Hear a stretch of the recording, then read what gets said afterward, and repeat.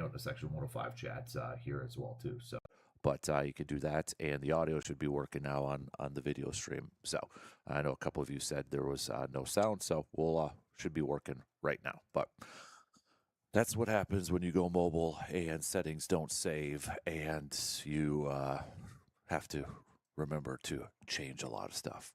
What else do we have? It is a what are we doing here Wednesday too. So if you got a sports opinion, sports, or if there's a sports story out there or narrative or anything like that, where you'd be like, dude, what are we doing here?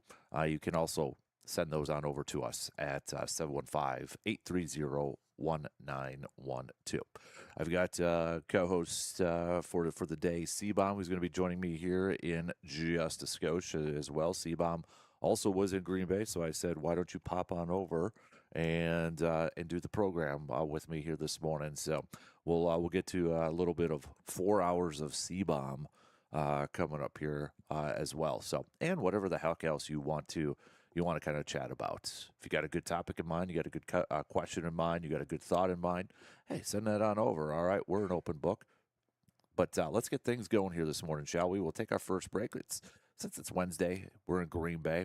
I'll do a little bit of a smorgasbord of stuff, right? We'll talk some Brewers, obviously. 22-0 last night. Yelly picking up a 3-run shot. You had David Hamilton, Luis Lara hitting a softball, a home run, slow pitch softball type home run for his first career home run last night.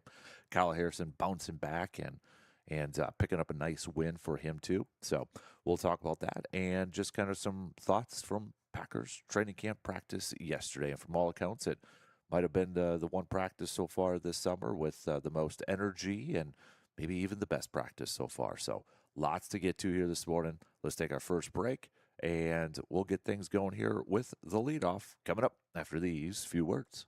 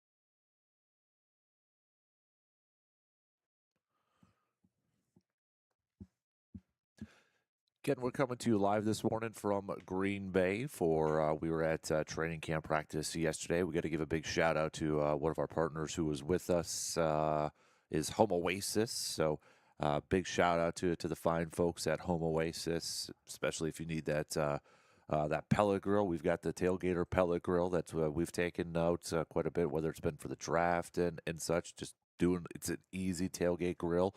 So if you're looking for a Green Mountain Grill, Home Oasis, maybe some backyard spa or pool, our good friends at Home Oasis, they have got you covered. But a big thanks for Home Oasis for partnering with us here at training camp for it was yesterday because again it's a private or I should say a closed practice today as the Packers will get set to travel tomorrow and take on Denver on Friday night for preseason number 2. And at practice yesterday, look who I ran into, Mr. Good old C-Bomb, and he's donning the Sports Talk green and yellow, green and gold T-shirt over there. Good morning, sir.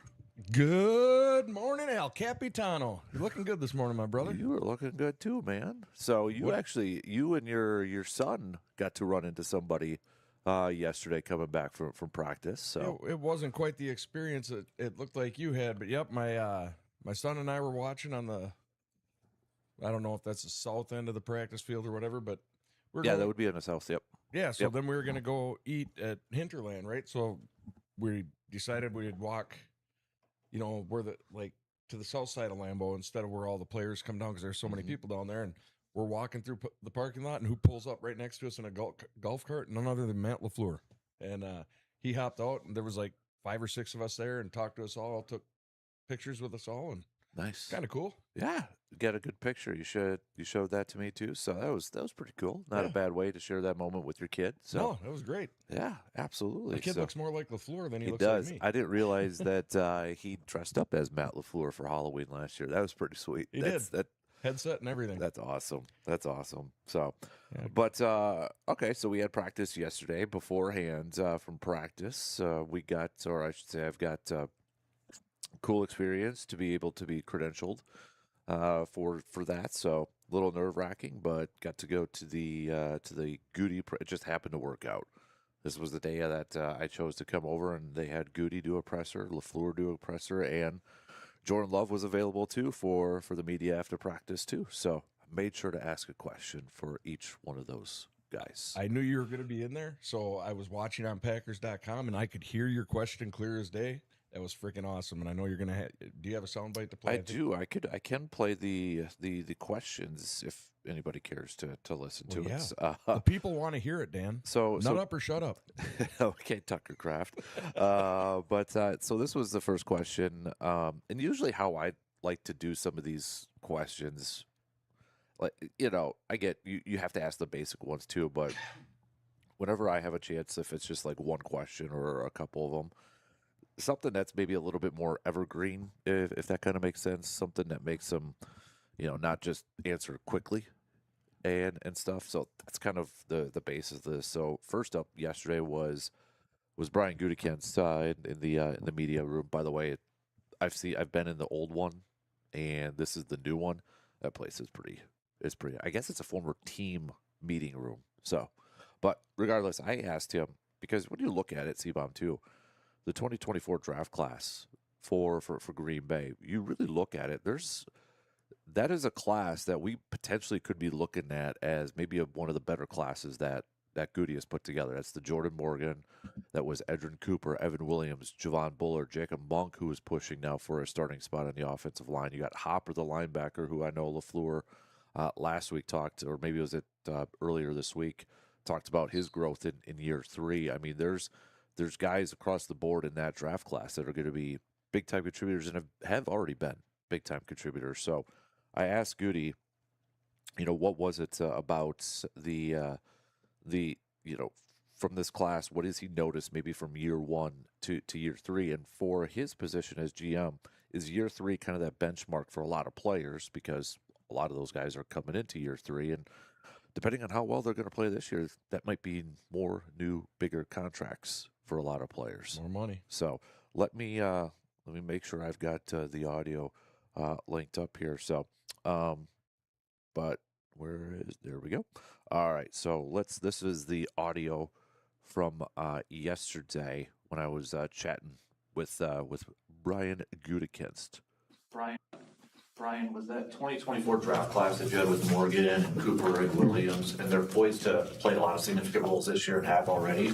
Was there something you noticed with those guys in those 3 years in terms of growth? And is year 3 kind of a benchmark year that you look for a lot of those guys? Yeah, I think year 3 is kind of a benchmark for a lot of players. We've always kind of, when you take a player, it's like, I think when you get to year 3, you kind of start to see what they are and what they're going to be for their time in the NFL.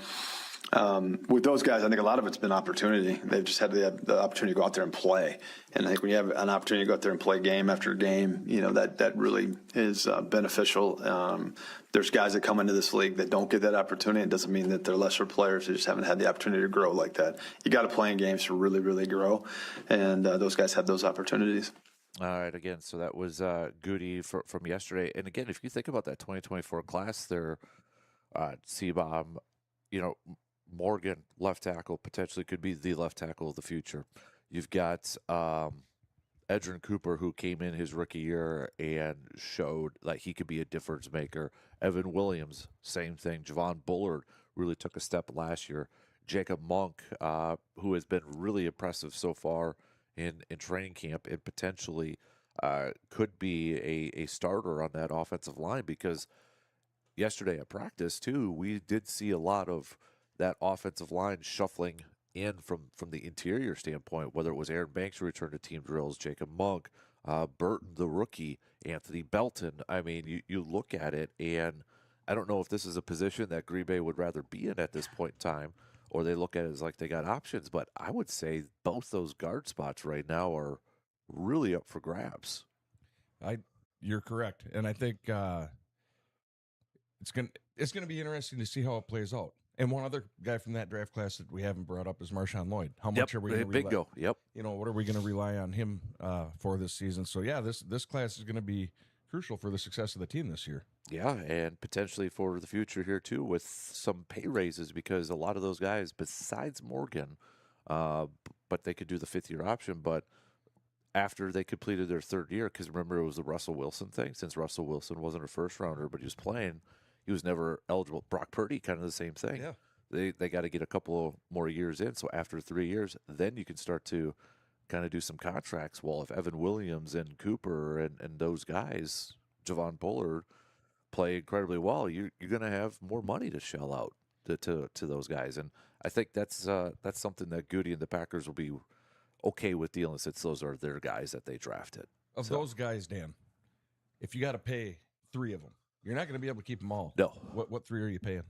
And they're all playing at a high level? Yep. Let's assume that they're all playing at a high. I think you lock down Morgan, take care of the left tackle spot, Evan Williams, and Edgerrin Cooper. Yeah. Those are my 3. I agree. Yeah. Every one of them. Yep.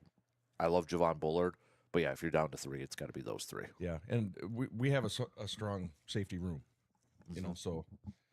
Yep, exactly. So, and then even Oladapo's getting some playing time now too. Right. So at that big nickel spot. So, so that was my question to Goody there. And then up next was Matthew LaFleur. So the other day, when Tucker Kraft returned to 11 on 11s, he made a point to say he assumes that he is going to be on a pitch count to begin the season. Even kind of mentioned maybe even the first half of the season.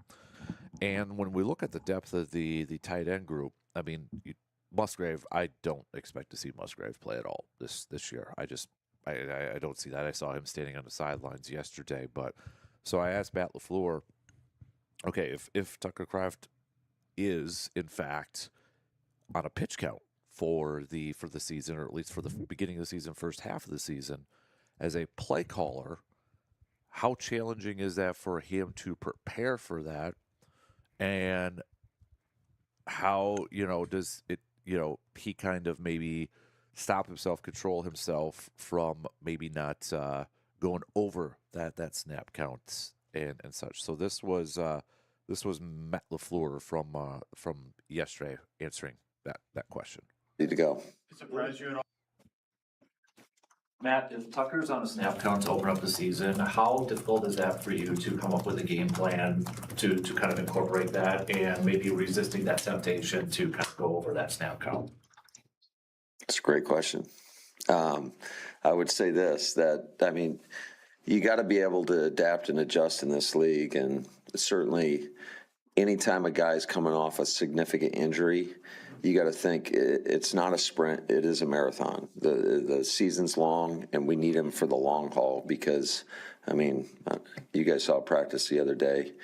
He was pretty impactful when he was out there. So it is what it is. We'll adjust to whatever the circumstances bring us, and we'll have a plan ready to go. There you go. So that was Matthew LaFleur yesterday too. So, which he mentioned. It's a great question. You're not going to let that. I one love go. it. That was awesome. You heard him mention the impact that Kraft had at practice the other day. Well, he had an impact at practice yesterday too. The one-handed catch, the physicality, the Zaire Franklin little thing. Why don't you? Because I did not remember this until you mentioned it yesterday. Yeah. So last year in Indianapolis in the the scrimmage before they play in preseason, right? Kraft and Franklin got into it.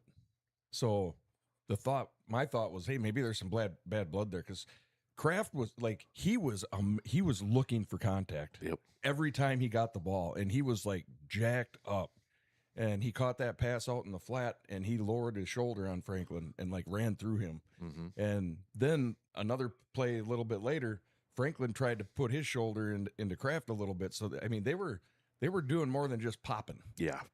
They were there was some snot bubbles. I mean, they were hitting hard, and it was then that long touchdown one-handed catch.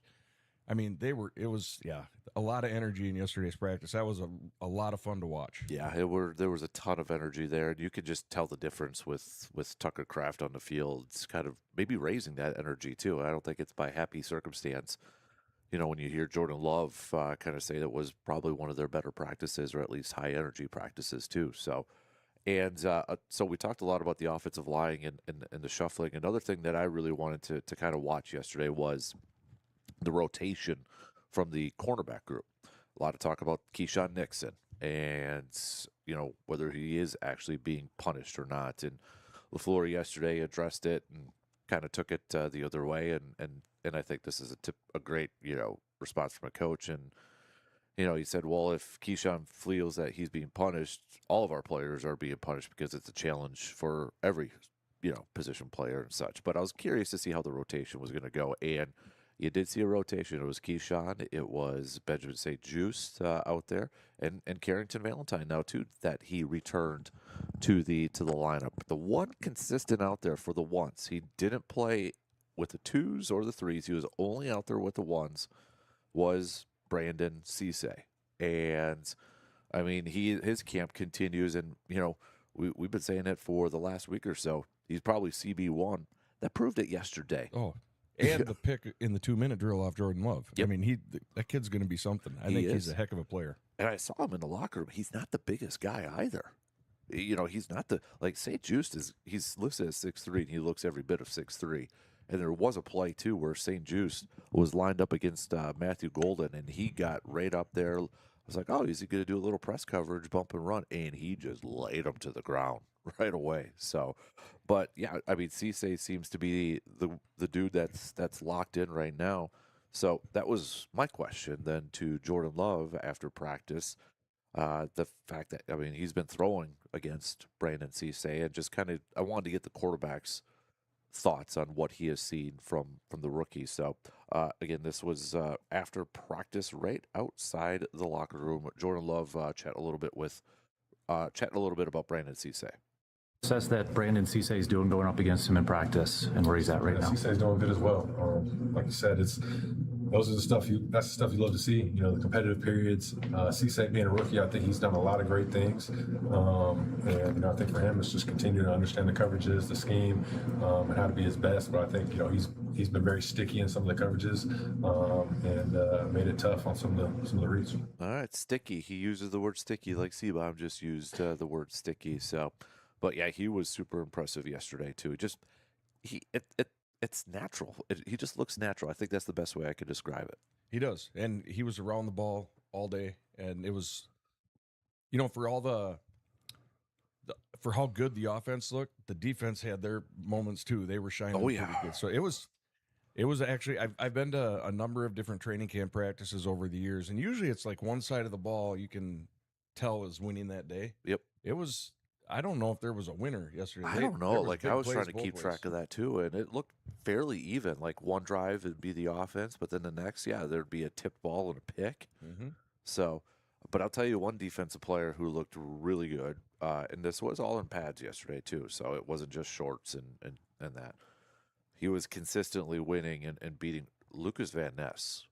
I know it's preseason. I'm sure there's going to be some people saying we've heard this before, but that guy looks leaner, a little bit faster, and he was just speed-wise beating the guys off the edge. Yeah, he was ripping around the corner. There was one play where Love turned around to hand it off, and I don't remember who the back was. It wasn't Jacobs, who did practice yesterday. Yep.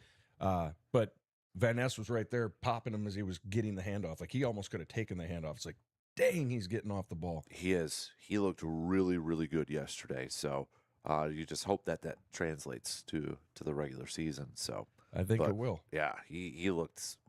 That was kind of the first thing too, and that's the thing too with this guy. He's entering his fourth season. Yeah, I believe fourth season if Morgan and those guys.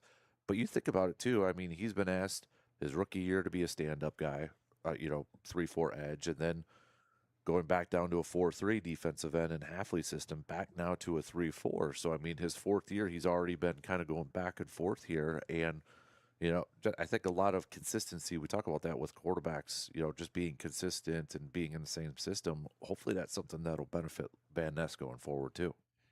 Yeah, I'm very hopeful. And noticing this defense, and first time I got to see them live, they don't play east and west so much like they did previously. They are getting after it. They pin their ears back and they go. Yep. And you're seeing that on special teams, and it's a reflection of these coaches. I mean, they're running up and down the field with these guys. Like it's.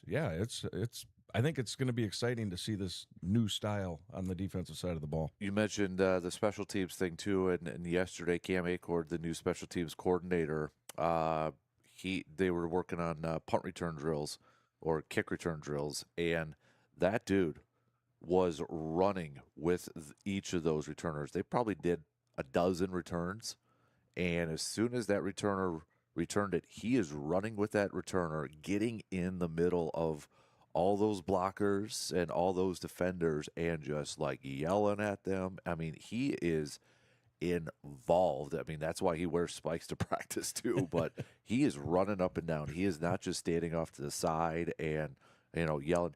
That dude, I mean, I know he drinks a lot of coffee. Was it espressos or something like that before every practice? He brings the energy. And I think that's something too with special teams. Now you need a guy that's going to bring that energy, right? I'm not saying Rich Bisaccia was an overall bad coach. I think you can win in different styles, but maybe if you have a younger group, you just need a guy with a little bit more pop and energy. But dude, that guy was fully involved with everything, running full speed too, and each of those returns. Yeah, he wasn't jogging. No, I mean, he was sprinting. It was like, dang, put some pads on him. Right. I mean, let him be a gunner. Keeping up with Bo Melton, who we know is a quicker guy. I mean, just and running through all that. That was kind of fun to watch too. So, all right, we got to take a quick break. Plenty more though, as we are coming to you from Green Bay here this morning. Hey, hit us up 715-830-1912 on that Shoe Doctors bullpen line, or you can hang out in the Section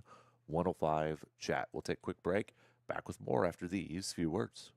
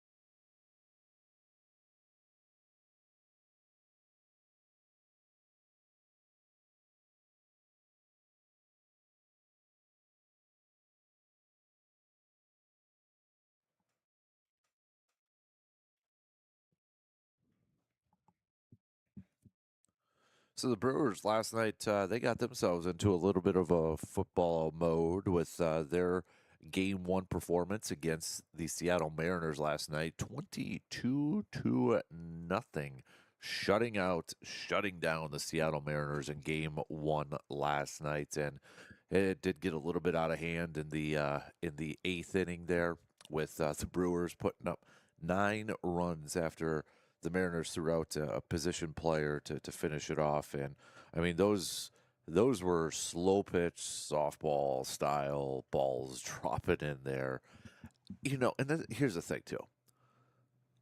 Like, this might be your "what are we doing here" sort of thing, because I know you hate that sort of thing. But what do you do as a hitter when somebody's like, you're just supposed to sit there and take a strike and take a strikeout or anything? You launch that thing into center field. Yeah, right. I mean, at that point, I feel like baseball should just call the game. I don't know. Like, I'm sure the offensive players love it because it's a chance for them to, pad their stats maybe a little bit and that. But okay, so like Lara, his first career home run comes off one of those. Great. Maybe he gets the monkey off the back. Finally got that home run. Maybe kind of relaxes a little bit. But doesn't it lose just a little bit of luster, knowing that that's the first career home run? It came off of a position player, and it was coming in probably 38, 39 miles per hour last night. 38. These are professional baseball players. Every baseball player out there at some point in their life was a pitcher for their high school team. You know what I mean? Mm-hmm. They can throw the ball 38 miles an hour. That's an embarrassment. And I would tell my team, you pound that thing until they tell us to stop. Mm-hmm. That was awful. But yeah, I think it loses some luster for Lara. And I also think in the eighth inning, Rodriguez turning around and firing a ball up into the stands because he was frustrated. Well, good job, buddy. Yeah, there was still another out. Yeah, which allowed a couple more runs there for the Brewers. But it's just you look at maybe some of the other stuff. Yelly hitting that 3-run shot. He collected a couple of hits, 4 RBIs total for Yelich last night. Lara had 4 RBIs. Bowers just continues his hot streak. I mean, that game that we saw against the Dodgers the other day where he was on base 5 times, he picked right back up. I mean, he collected a couple hits and he got on base via the walk here too. This guy, his last 98 at-bats, Jake Bowers is hitting .316. If you narrow it down to his last 23 at-bats, his last 7 games, he's hitting .391 and he's slugging .609. Yeah, he's been on fire. He is earning himself a nice little pay raise for his next contract. Yes, he is, depending on the labor agreement. That's true, too. But, he's up to this year, 22 home runs, 72 RBIs, 278 average, and an 899 OPS. And remember, too, the scoring kind of got started there when it was Bowers. First of all, being aggressive and taking a double for the first hit. And then if he doesn't knock the ball out of Cal Raleigh's glove at home plate, he's easily dead in sight. A very aggressive, go side, rounding third. But he got through, and then, getting back there to home plate to beat the tag after they collected the ball and such. But that kind of got things going here. It did. That jump started him. And he was dead to rights. I mean, I don't know what they were doing sending him. The ball was barely in the outfield, and the guy had it before he got to third, and he sent him. Yeah. It's like, what are you doing? Yep. Diving in, knocks it out of his hand. And then the wherewithal to get up and get back to home plate because it was close. It was really close. So, but that kind of opened up things. And, I mean, you look at Kyle Harrison last night, too. He's coming off of his previous start where one of his worst starts of the season. And I know he had the pitch count up there a little bit early on in the game. And but he settled down nicely. He was able to go 5 innings, picked up the 10th win, did strike out 8, did issue a couple walks, but only 2 hits, no earned runs. So he improves to 10-3 with a 2.84 ERA. Shane Drowan actually came in relief for a couple innings, which had a lot of people kind of wondering, is the Brewers going to go back to a 5-man rotation? And Pat Murphy afterwards said, nope, the plan is he's still going to get a start against the Braves here. So that's still the plan. They're going to do a 6-man rotation going forward. But Shane Drowan maybe just kind of getting a little bit more of a refresher of preparing to come out of the bullpen, because I think when it does come playoff time, he's probably going to be a bullpen arm at that point. And I hope he embraces that and runs with it because he did well last night, and if that's what we're going to need in the playoffs. Yeah. Hey, Gary Sanchez did a lot better too than the Mariners position player. Did give up a couple of hits, but at least he was like not lobbing it. He was just kind of throwing it in there a little bit more. But his ERA's, because I think he's done it a couple times this year. He's got a 0 ERA. Sign him up for the pen, man. Yeah. So, but no, I really wonder how hard it is because these hitters are, I mean, they're hitting on 95 to 100 mile per hour fastballs. What is a 38 mile per hour? I mean, their timing has to be just jacked, Yeah. you know. But again, you go back because that's way slower than BP. way slower. Yeah. I mean, 12-year-olds throw twice as, I mean, not twice as hard, but a lot harder than that, you know? Yeah. So it's like, what are we doing? It's just embarrassing. Excuse me, I was watching that last night and I was just like, that just drives me nuts. Mm-hmm. Pitch the ball. I don't care if you're a position player. You can throw a 70 mile per hour fastball. It doesn't have to be 38 miles an hour. Right. He was lobbing. Yeah, literally lobbing them, and I think that's what was screwing up the box for the strike zone because a lot of them were being called strikes, but it's like, well, that looked like it was 5 feet above the box, but I think the fact that the angle that it's coming in was screwing that up, and I think at that point too, the ump's like, let's just get this thing over with and get out of here. Yep. You know, it's clearly given up. So The largest win in Brewers history, but tied for the largest shutout since 1887. There's been 200,000 plus games played since 1887, and that was tied for the largest shutout. ties MLB's largest margin of victory in a shutout in the modern era since 1900, Cleveland in 2004, Pittsburgh in 1975. Think about that. That's wild. It is. All right, so we're a little behind here. We just got to take a quick break as we already approach the conclusion of the first hour this morning. Don't forget, we want to hear from you, so hit us up with a text on that Shoe Doctor's bullpen line at 715-830-1912. Also, you can hang out in the Section 105 chat on the YouTube page. We'll take a quick break, and we'll be back to wrap up the first hour after these few words.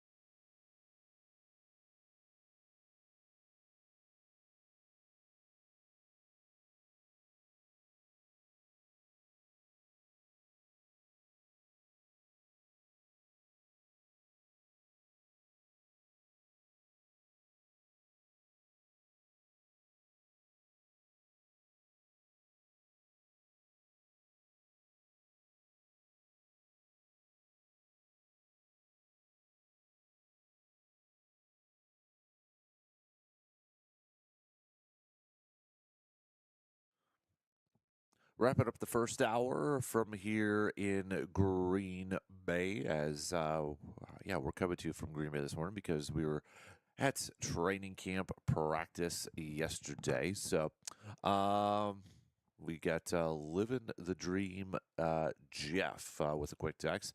Good morning, fellas. Wish I was there. Is my guy Wyatt on the field? If he is, how does he look? He was on the field for a little bit yesterday, returning. We had a lot of returners or practicers for the first time yesterday. Hargrave was out there.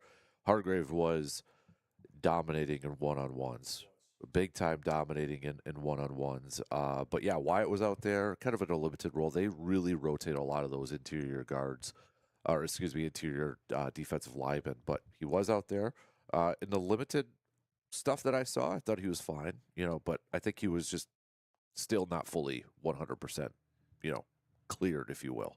Right. And it was hard to see them all in Ford's shadow. Ford is, you don't realize how huge Jonathan Ford is compared to the other defensive, like he a half foot taller. Giant. I mean, and there was a few plays he made in the backfield too, getting back there. But so Wyatt was there. He drafted. You mentioned earlier, Jacobs was back on a field, limited role.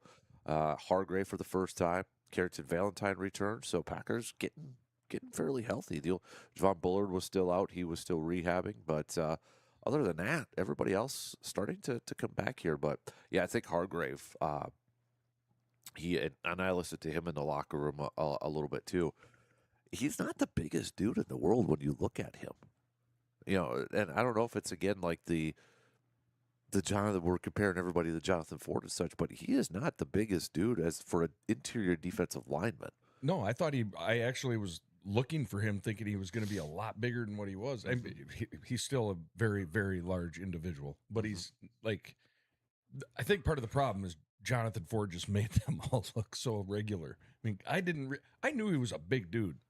I mean, and when you're at games, you could tell he's bigger than the others, but not until you're kind of up close. You're like, holy cow. Right. What does this guy eat? Right.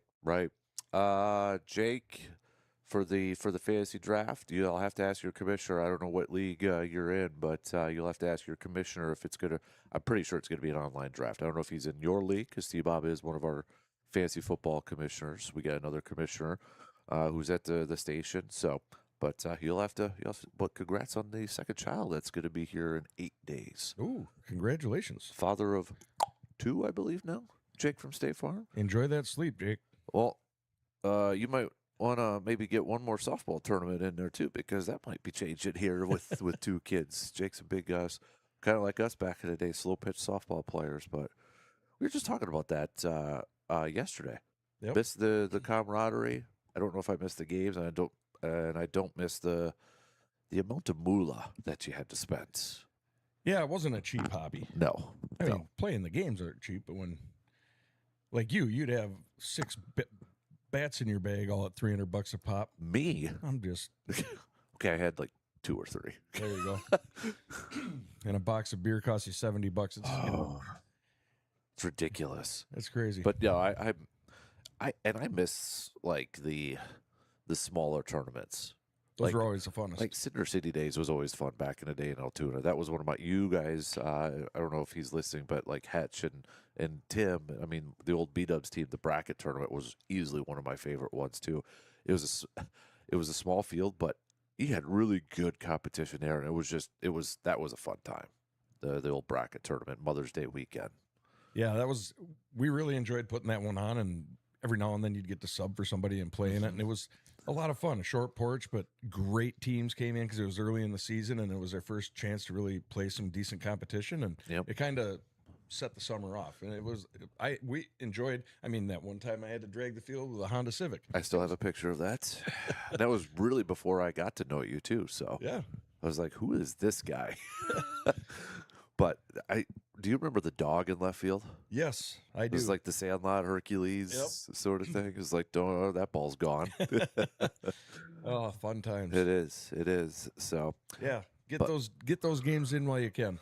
Exactly. Yeah, I don't even know what it all costs today, like bat wise or Is know. Boomba still a uniform or shirts and logos and all those? All that stuff. Yeah, man. It's been a while. I'm sure Augie knows he's still playing. Oh, ain't he? I'm sure he probably does too. So, all right, we got a few minutes left to the top of the hour, but hey, continue to send us some texts. We want to hear from you. All right, so good thing. Appreciate those texts there, gents. Good to hear again from Living the Dream, Jeff, and again, congrats to Jake from State Farm, child number 2. So, but otherwise, we've got game 2 tonight for the Brew Crew. Dustin May is getting the start for the Brew Crew, and he's going to be going up against Logan Gilbert.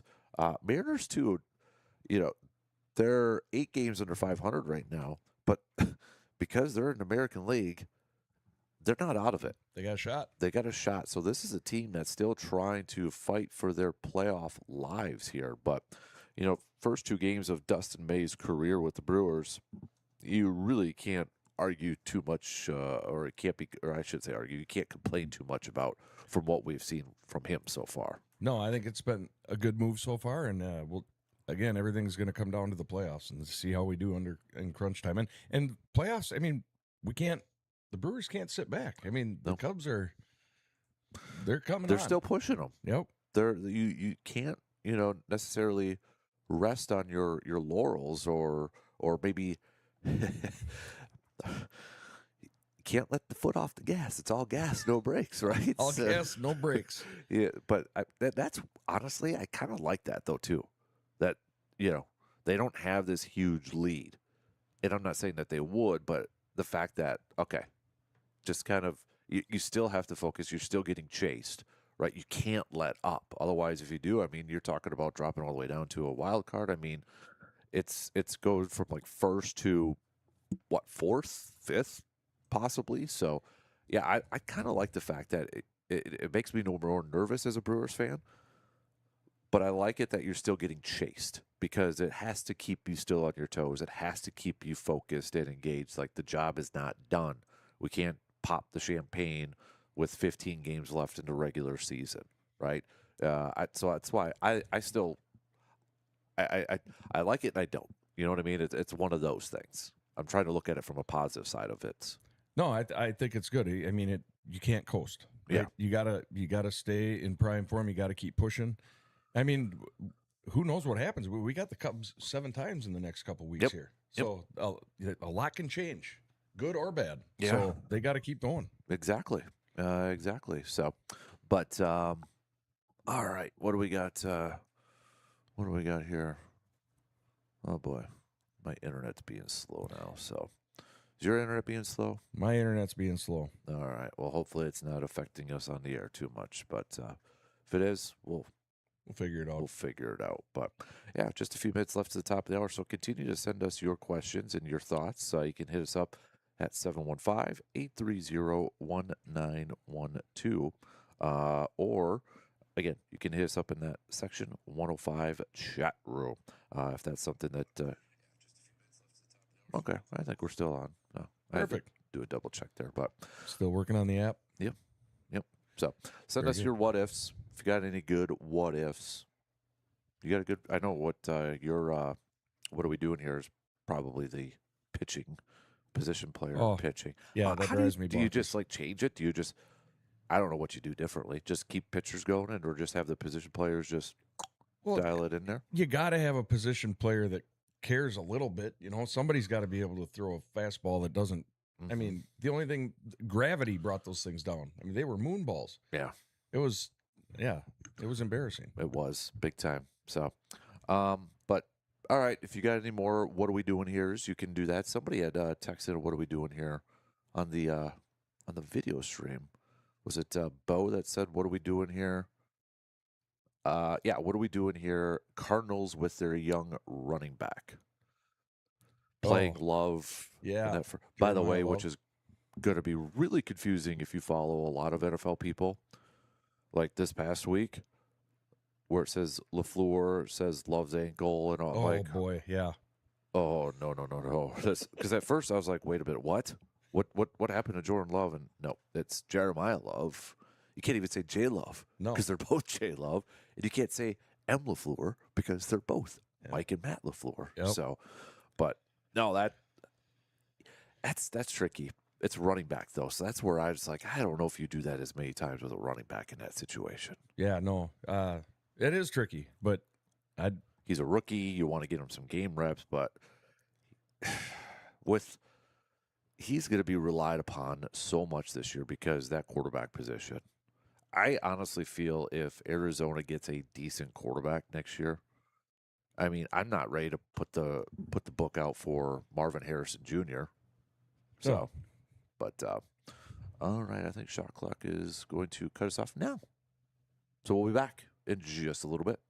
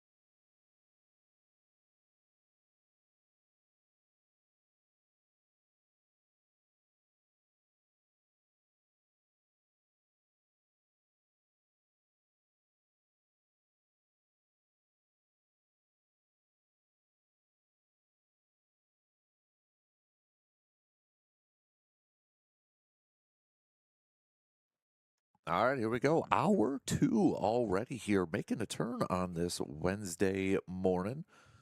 Coming to you from Green Bay this morning.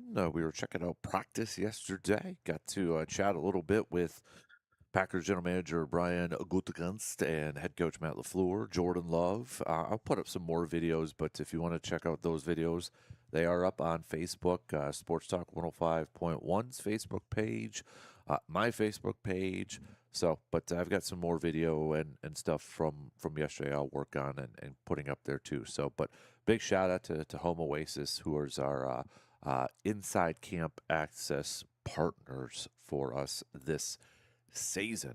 And got to give a shout out to our mobile man cave partners too, because we've got to take a picture of the mobile man cave outside of Lambeau. Got to get that photo out there. But a big thanks to our mobile man cave partners, which includes Hy-Vee, Carpet City Flooring Center, Clay, Service Master, Chippewa Valley, SCS Swiderski, Toyson Ford, and Superior Auto Body. So big thanks to our mobile man cave partners too. But How are you liking this new mobile man cave? I like it. Smooth. It's got a sunroof on there too. Oh, beautiful. Yeah. Might have to do that one on the way home. There you go. Couldn't do it yesterday morning, too early, a little bit there, but hey, Jake from State Farm with a quick text. He says you're the commish there, C-Bomb, so he's in your league. So All right. says just need a dates, time. I think we got to fill it up yet. So Yep. we need a few more there, Jake. So if you got anybody that I know I put it up on the Sports Talk Facebook page, but hey, we need a few more to join C-Bomb's league where he's the commish. So let's fill that up, and then he'll set up a date and time and stuff. So It'll probably be the Monday or Tuesday before the season starts. I think that's always smart, because why do a draft now?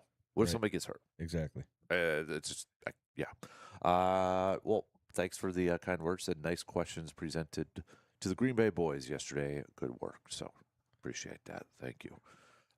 That was great. I'm telling you, I'm giving you props on your questions because it made him think. And Matt LaFleur said, that's a great question. And had a big smirk on his face when he said it because you made him think, and he had to respond to your question with what he's going to do to manage that snap count. So it wasn't just coach speak. You got him to actually explain himself. It was pretty good. I liked it. What would have made it better if he would have said, "That's a great question, Dan," because then you can have a shirt with his face with that quote on there, or Yep. we could still do it and say, answering Dan's question. You should have said, this is Dan from Sports Talk 105.1 in Eau Claire. No, I Give us didn't some do love that. on the west side of the state, LaFleur. Should.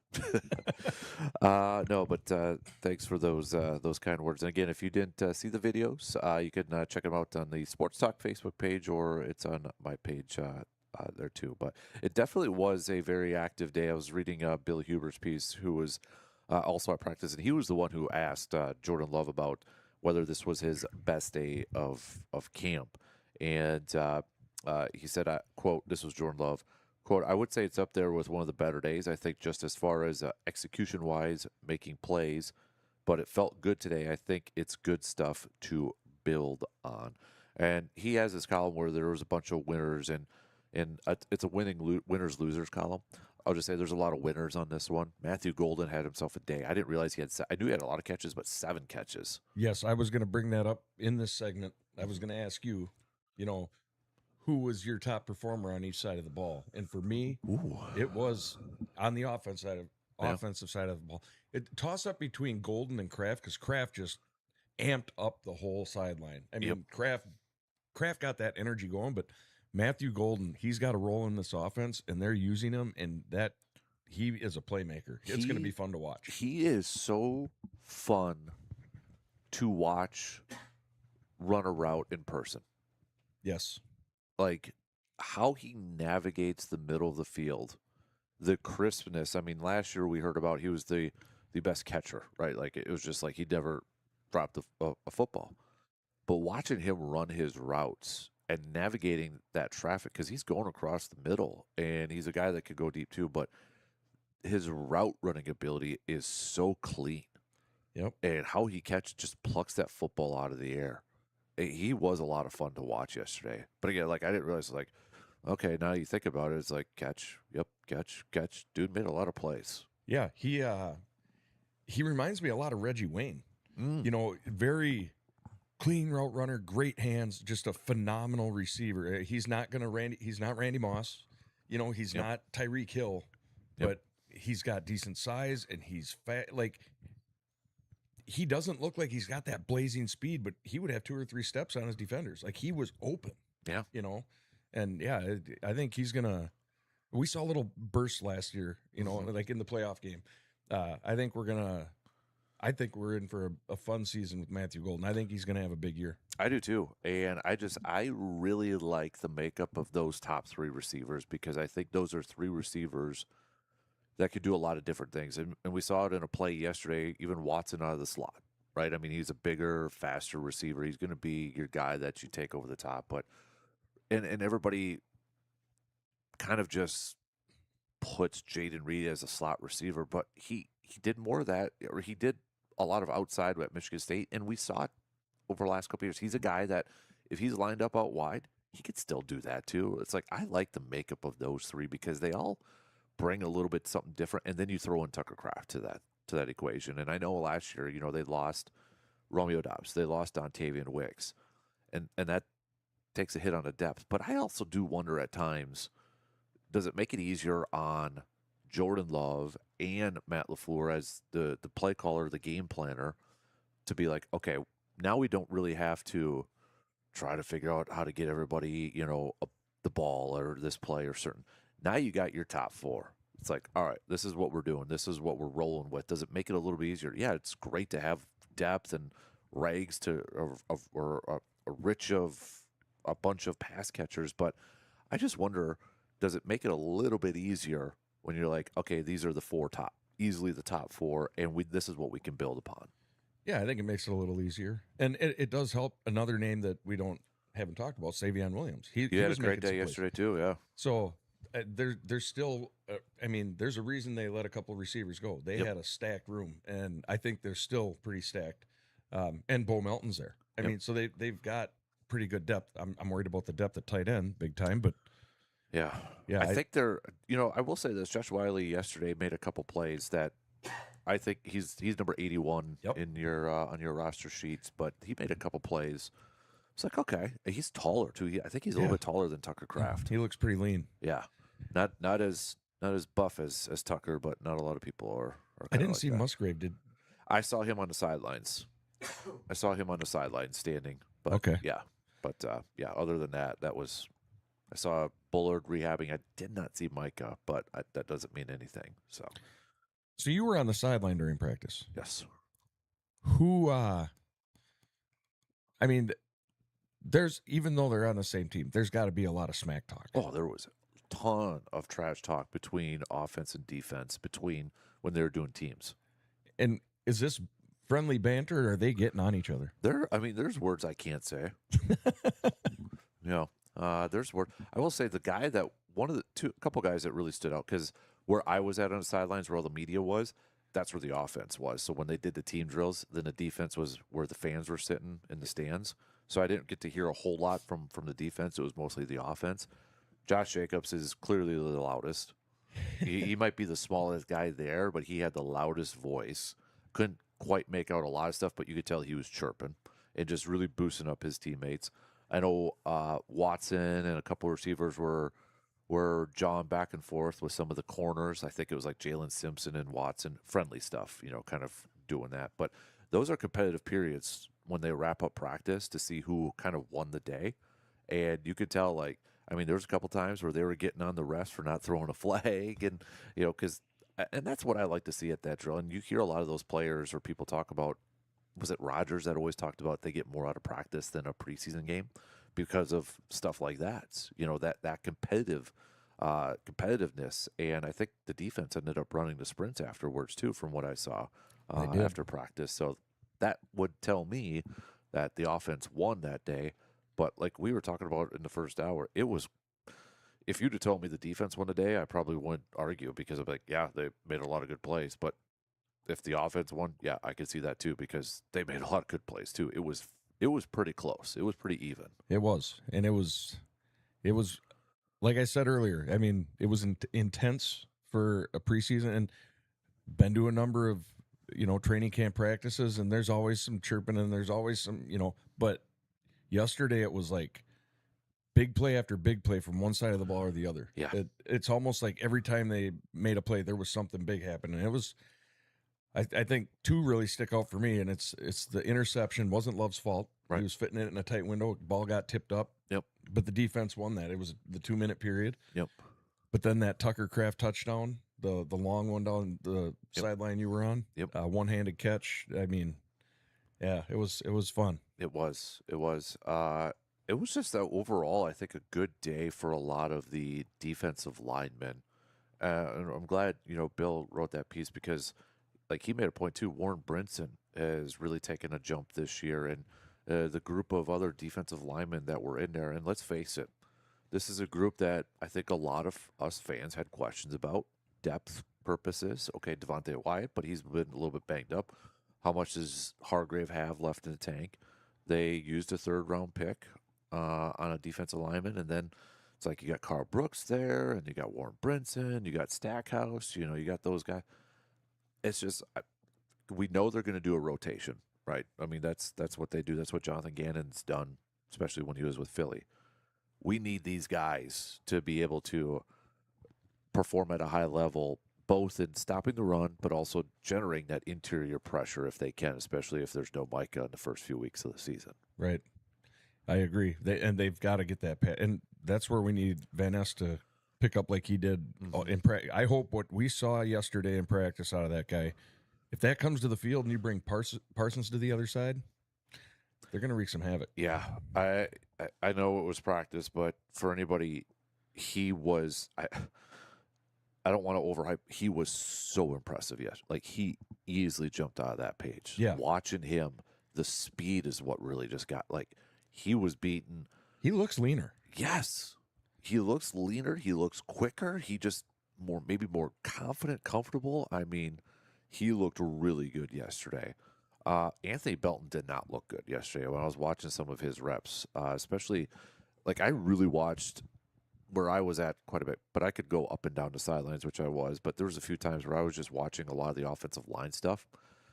He did not have a great day yesterday. And I don't know if it's sophomore kind of year. Is it partially because they're going back and forth between a tackle and a guard? And I know LaFleur was asked about that at the presser, but he didn't have the greatest day either yesterday. No. So I did not get to focus on Belton at all, so I can't really answer to that. Yeah, and they had their one-on-one periods. Yep. And I would say the defense won the day on that one if I were saying I did watch one of Colin Oliver's reps. Yeah, that dude's quick. I think he presents a unique challenge to an offensive lineman because of his size. Because remember when he was drafted, not this past one, but the year prior, it's like, okay, he's a pass rusher, but he's got a linebacker size, like a middle linebacker. How does that fit in a 4-3? I think he fits now. But watching him, his bend, because he's so small and he's so quick, he was getting under those tackles because they can't bend that far. So he's like squeaking under them. And the speed that he was showcasing, like, if it were me, that's a 3rd-down pass rusher. That's a KBG or a Kabir Bajabimila type of player. Not as big in that, but he was super quick, and I think that's going to be an issue for those. I mean, you think about some of those huge left tackles or a huge right tackle, the fact that he can bend and get under there with that speed. I saw that quite a bit in one-on-ones from him last night or yesterday too. So very cool. One guy that wasn't really even on my radar, but Damani Jackson. Yeah. Every time a ball carrier came through it, you talk about the peanut Tillman punch. Mm-hmm. This guy would I thought he was squaring up the box. He was like, every time a ball came near him, he was punching at that thing, and he was hitting it clean. I mean, you just see guys punch at the ball, but like he's winding up as he's going into tackle, and he's swinging. That's like, what are they teaching them in Georgia? Was it Alabama? Yep. That's right. SEC, second rate. And that's the thing too. He's what, 6th, 7th round pick, and yeah, there's some depth questions at that position, but he's got to make a name for himself to maybe make that roster, because I think at least we know Cisse's CB1, Benjamin St. Just, Keyshawn's going to be there still. Kamal Holden's going to be there. Carrington Valentine's going to be there. That's 5. Javon Bullard is already the nickel. So, yeah, Jackson, and they like Simpson. Simpson's been playing ahead of him too. So it'll be interesting to see how they kind of put together that cornerback room. Yeah, it's going to be interesting to see what they do there. And you said you saw some CFL scouts there. Yep. There was a few CFL scouts walking up and down and taking some notes. Yeah, over there too. But Trace Mack, 1 or 2 for field goals yesterday too. So it was kind of hard how they positioned the field goal post because a lot of the other media people were there were like, did he make it? Did he miss it? And he missed that last one. He missed it, but those posts are also narrower than. You think so? They looked a lot couldn't tell narrower. from the side. So, But he didn't miss it by much. It was Okay. just to the right. Okay. Just to the right. And I was like, I think these goalposts are a lot narrower than the regular. Okay. Just trying to dial it in a little bit, Yeah. right? All right. Yep. All right. Hey, as long as he makes them in games, That's what matters. that's what matters. 58-yarder, no Yep. problem. Yep. He'll smack it through. Nice. All right, we got to take a quick break. Back with plenty more, though, coming up after these few words.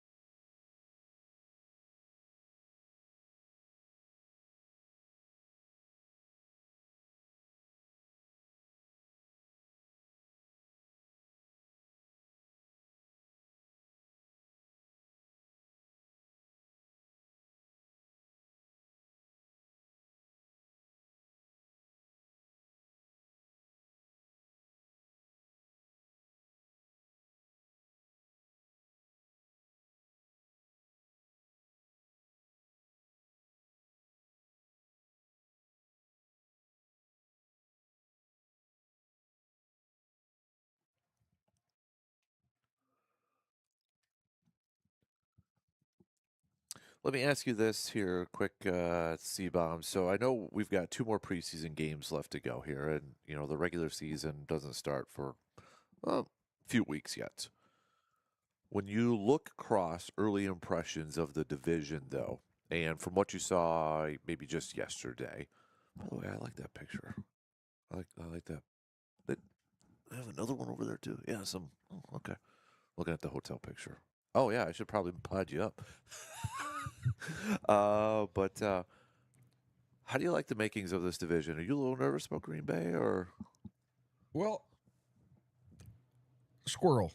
Yeah. You're talking and looking at these photos that no one else can see. They are pretty cool. Yeah. Old school photos. But am I nervous about the division? I am very nervous. I honestly could see Green Bay winning 12, 13 games. I could see Green Bay winning 8 games. I think the division is going to be extremely tough. I think Minnesota, as much as I hate them,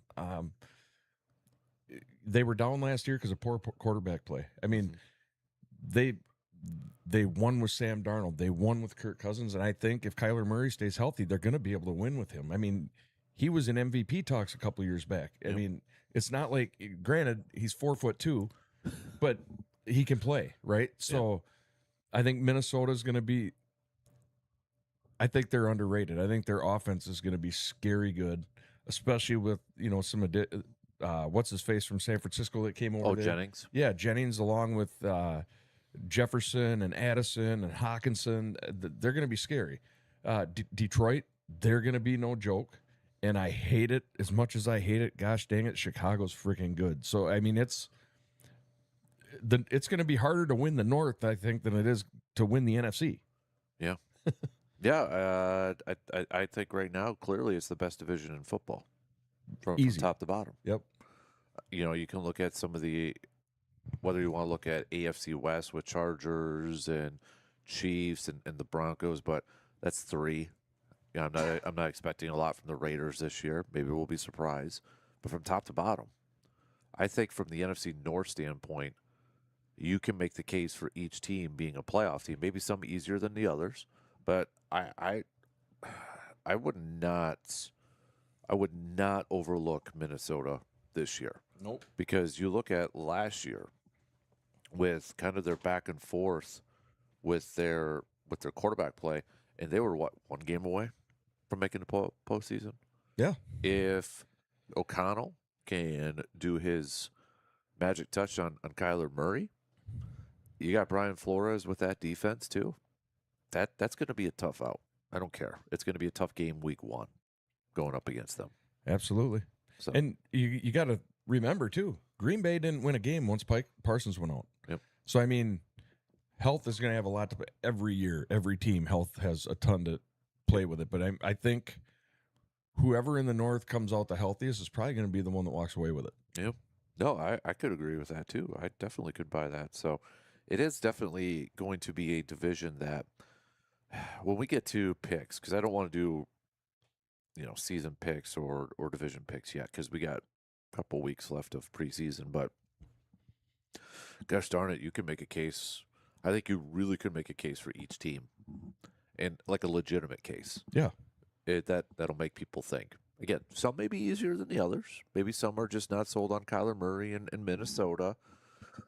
But remember, wasn't that long Sam Darnold and Kevin O'Connell was able to turn him into something. Yep. And now you got a Kyler Murray. Like I'm envisioning Kyler Murray mobile, running around, avoiding pressure, Justin Jefferson. Ugh, I don't want that happening. No. I don't want that. So it is a unique division when you look at the quarterbacks. Caleb Williams, kind of a mobile guy too. Jared Goff, not mobile. Jordan Love could be mobile if he were going to be, which I think we're going to see him being a little bit more mobile this year. Yeah. I really do. And I think he needs to be. I think that adds an element to the game. We did see a lot of, and I don't know that the offense really has changed, but it alters a little bit every year, right? Mm-hmm. I did feel like they were rolling the quarterbacks out a little bit more than Yeah. they had in the past. Yep. So a lot of play actions, rolling out and throwing both ways, left and right. So, Yep. I mean, it'll be interesting to see. And I'm glad I'm not the one making the picks because I'll be dead wrong. Yeah. Yep. All right. Tell you what, let's take a quick break as we kind of get back on track timing wise. We'll get back to some more baseball talk as well. Should also note we got high school football games starting already tomorrow. Good gravy! I didn't realize that was tomorrow already. Yep, week 1 for some teams. So best of luck to all the to the high school football teams and all the fall sports that are going to be in action coming up here soon. So, but let's take a quick break. We'll get back to some more baseball talk here with the Brewers picking up a 22-0 win, whereas MLB.com posted Packers beat the Seahawks 22-0. But we'll take a look at that and just kind of do a rundown of where everything is at currently in the standings playoff chase here as we are well into the final quarter of the regular season. So we'll talk some more baseball coming up after these few words.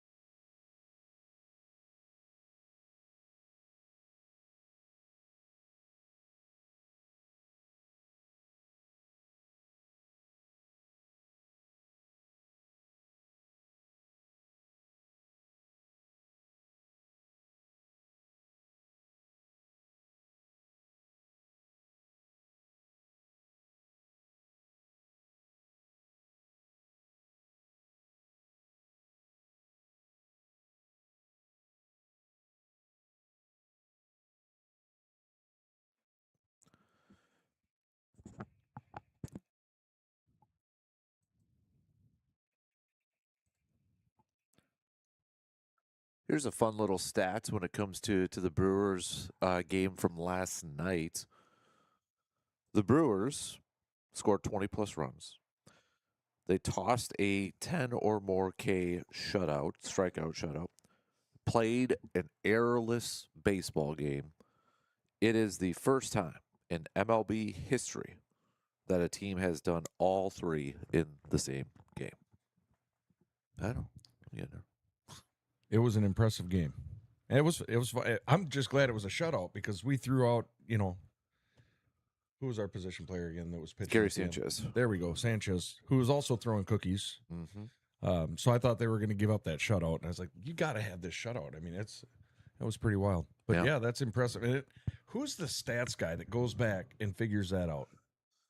I don't know. Somebody that's got probably a lot more time than I do. Like, how do you even look that up?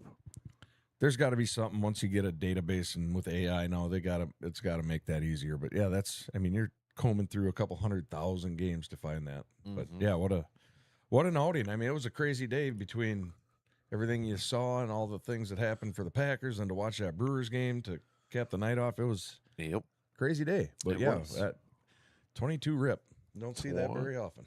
So with, was it 36, 37 more games left to go here for the crew? Yep. 78 and 48 on the season. So yeah, 36 games left to go here. So right now, still Major League's best record-wise, 78-48, 30 games above 500.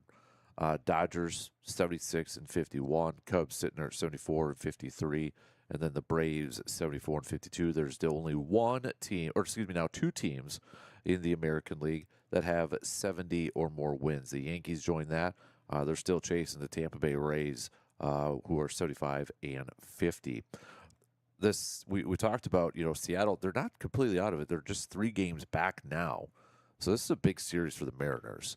This isn't a series I don't think the Brewers, and they shouldn't be taken lightly, because you have a desperate Mariners team trying to get back into this. But, I mean, this is a big one for them. Like, let's say they get swept and all of a sudden they're 4 or 5 games back. And it kind of starts to, I think it's natural for a lot of those players. Like, okay, it might not happen. It's probably not going to happen. I think that starts to kind of creep into their minds here. But man, this American League thing is so weird, because you got the Yankees as the top wild card, Boston's right there too, and then Texas. This battle for, essentially what it's going to be a battle for that 3rd wild card spot, because Yankees, Red Sox, Tampa Bay Rays, 2 of the 3, one of them is going to be the division winner for the AL East, and then the other 2 are going to be the top 2 wild cards. But right now, you got the Rangers, who are the 3rd wildcard team, a record that is under 500, 62-64. The Twins are now just a half game back. Toronto is now just a half game back. Cleveland is 1 game back. Baltimore, 4 games under 500. They're 1 game back. Detroit, trading Skubal, Casey Mize, 1 game back from a wild card spot. You look at like Toronto trading Dalton Varsho, but then I know they added some pitching, and Baltimore.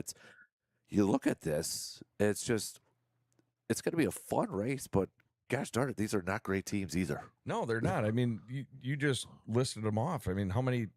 1, 2, 3, 4, 5 teams within 1 game of a wild card spot, all of them with losing records.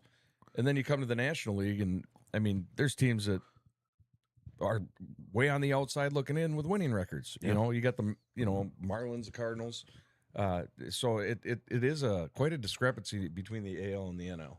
Which I think it tells you easily the National League has been the better league this year, the deeper league this year, because it's Brewers, Dodgers, Braves, but you got a 74-win Cubs team that's the top wild card team.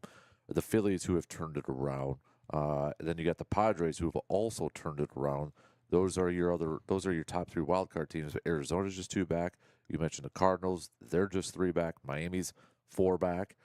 I mean, if we want to throw them in there too, it's the first team that's under 500. But Pittsburgh, 4 games under 500. They're 6.5 back. They'd have to go on a big run here. But you look at the National League at least, and it's starting to kind of we're starting to get through the weeds here, and the cream is starting to rise to the crop in terms of who these teams are going to be that are going to probably be in legit contention for a playoff spot here. American League, that thing is just, that's nuts to see where this thing is at here. And wouldn't it be something if whoever that third wild card team is in the American League, if they win a playoff series, And they very well could. that would be like a 7-9 football team in the playoffs, or I guess now a 7-10. But right. those teams that they shouldn't be, they're no team, and then they end up winning a playoff game. It'd be wild. Yeah. Yeah, no, the AL is going to be interesting. It's going to be a fight, and there's so many teams that are in it. So it'll be interesting to see what happens in the AL. The NL, we touched a little bit on the first hour with the Brewers and, not resting on their laurels, right? Because they've got a lot of tough games coming up over this last month of the season, and a lot of divisional games. So it'll be interesting to see how it plays out. But I think if they just keep going, I mean, they've been doing it all year. I mean, Yep. they've had little bitty lulls, where they play a little bit of 500 ball, but they've been so consistent this year. I hope they can continue it and finish it out. Yeah. Got a couple texts. We got, it looks like Nick is asking what record wins the NFC North this year. Ooh, that's a great. I That's a want great question. my first one that came into my mind. I don't know if I'd pick it, but the first number that came to my mind was 11-6. I was thinking 12-5, but I could see 11-6 winning it. Just because I wonder how much they will beat up on each other. They're going to beat each other up. Seriously, it's going to be the black and blue. I mean, it's not really the black and blue division anymore because we don't ground and pound. Right. But yeah, these teams are going to beat each other up. So, But I'd probably lean. I feel like there's going to be one team that's going to get 12 wins. So let's put it at 11.5. the over-under is 11.5. Or what are you Yep. taking? Yep. Got to bet your 401k. What's it going to be? I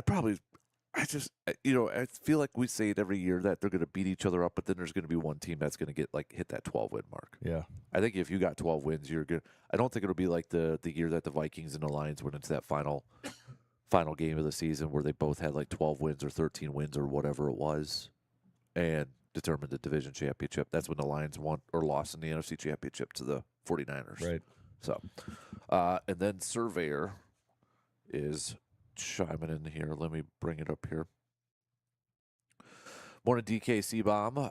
Listening to you two talk about this tough division, the FC North, is going to be, I had to drop this nugget. This will be the first time in history of the NFL where 3 of the 4 starting quarterbacks were drafted first overall.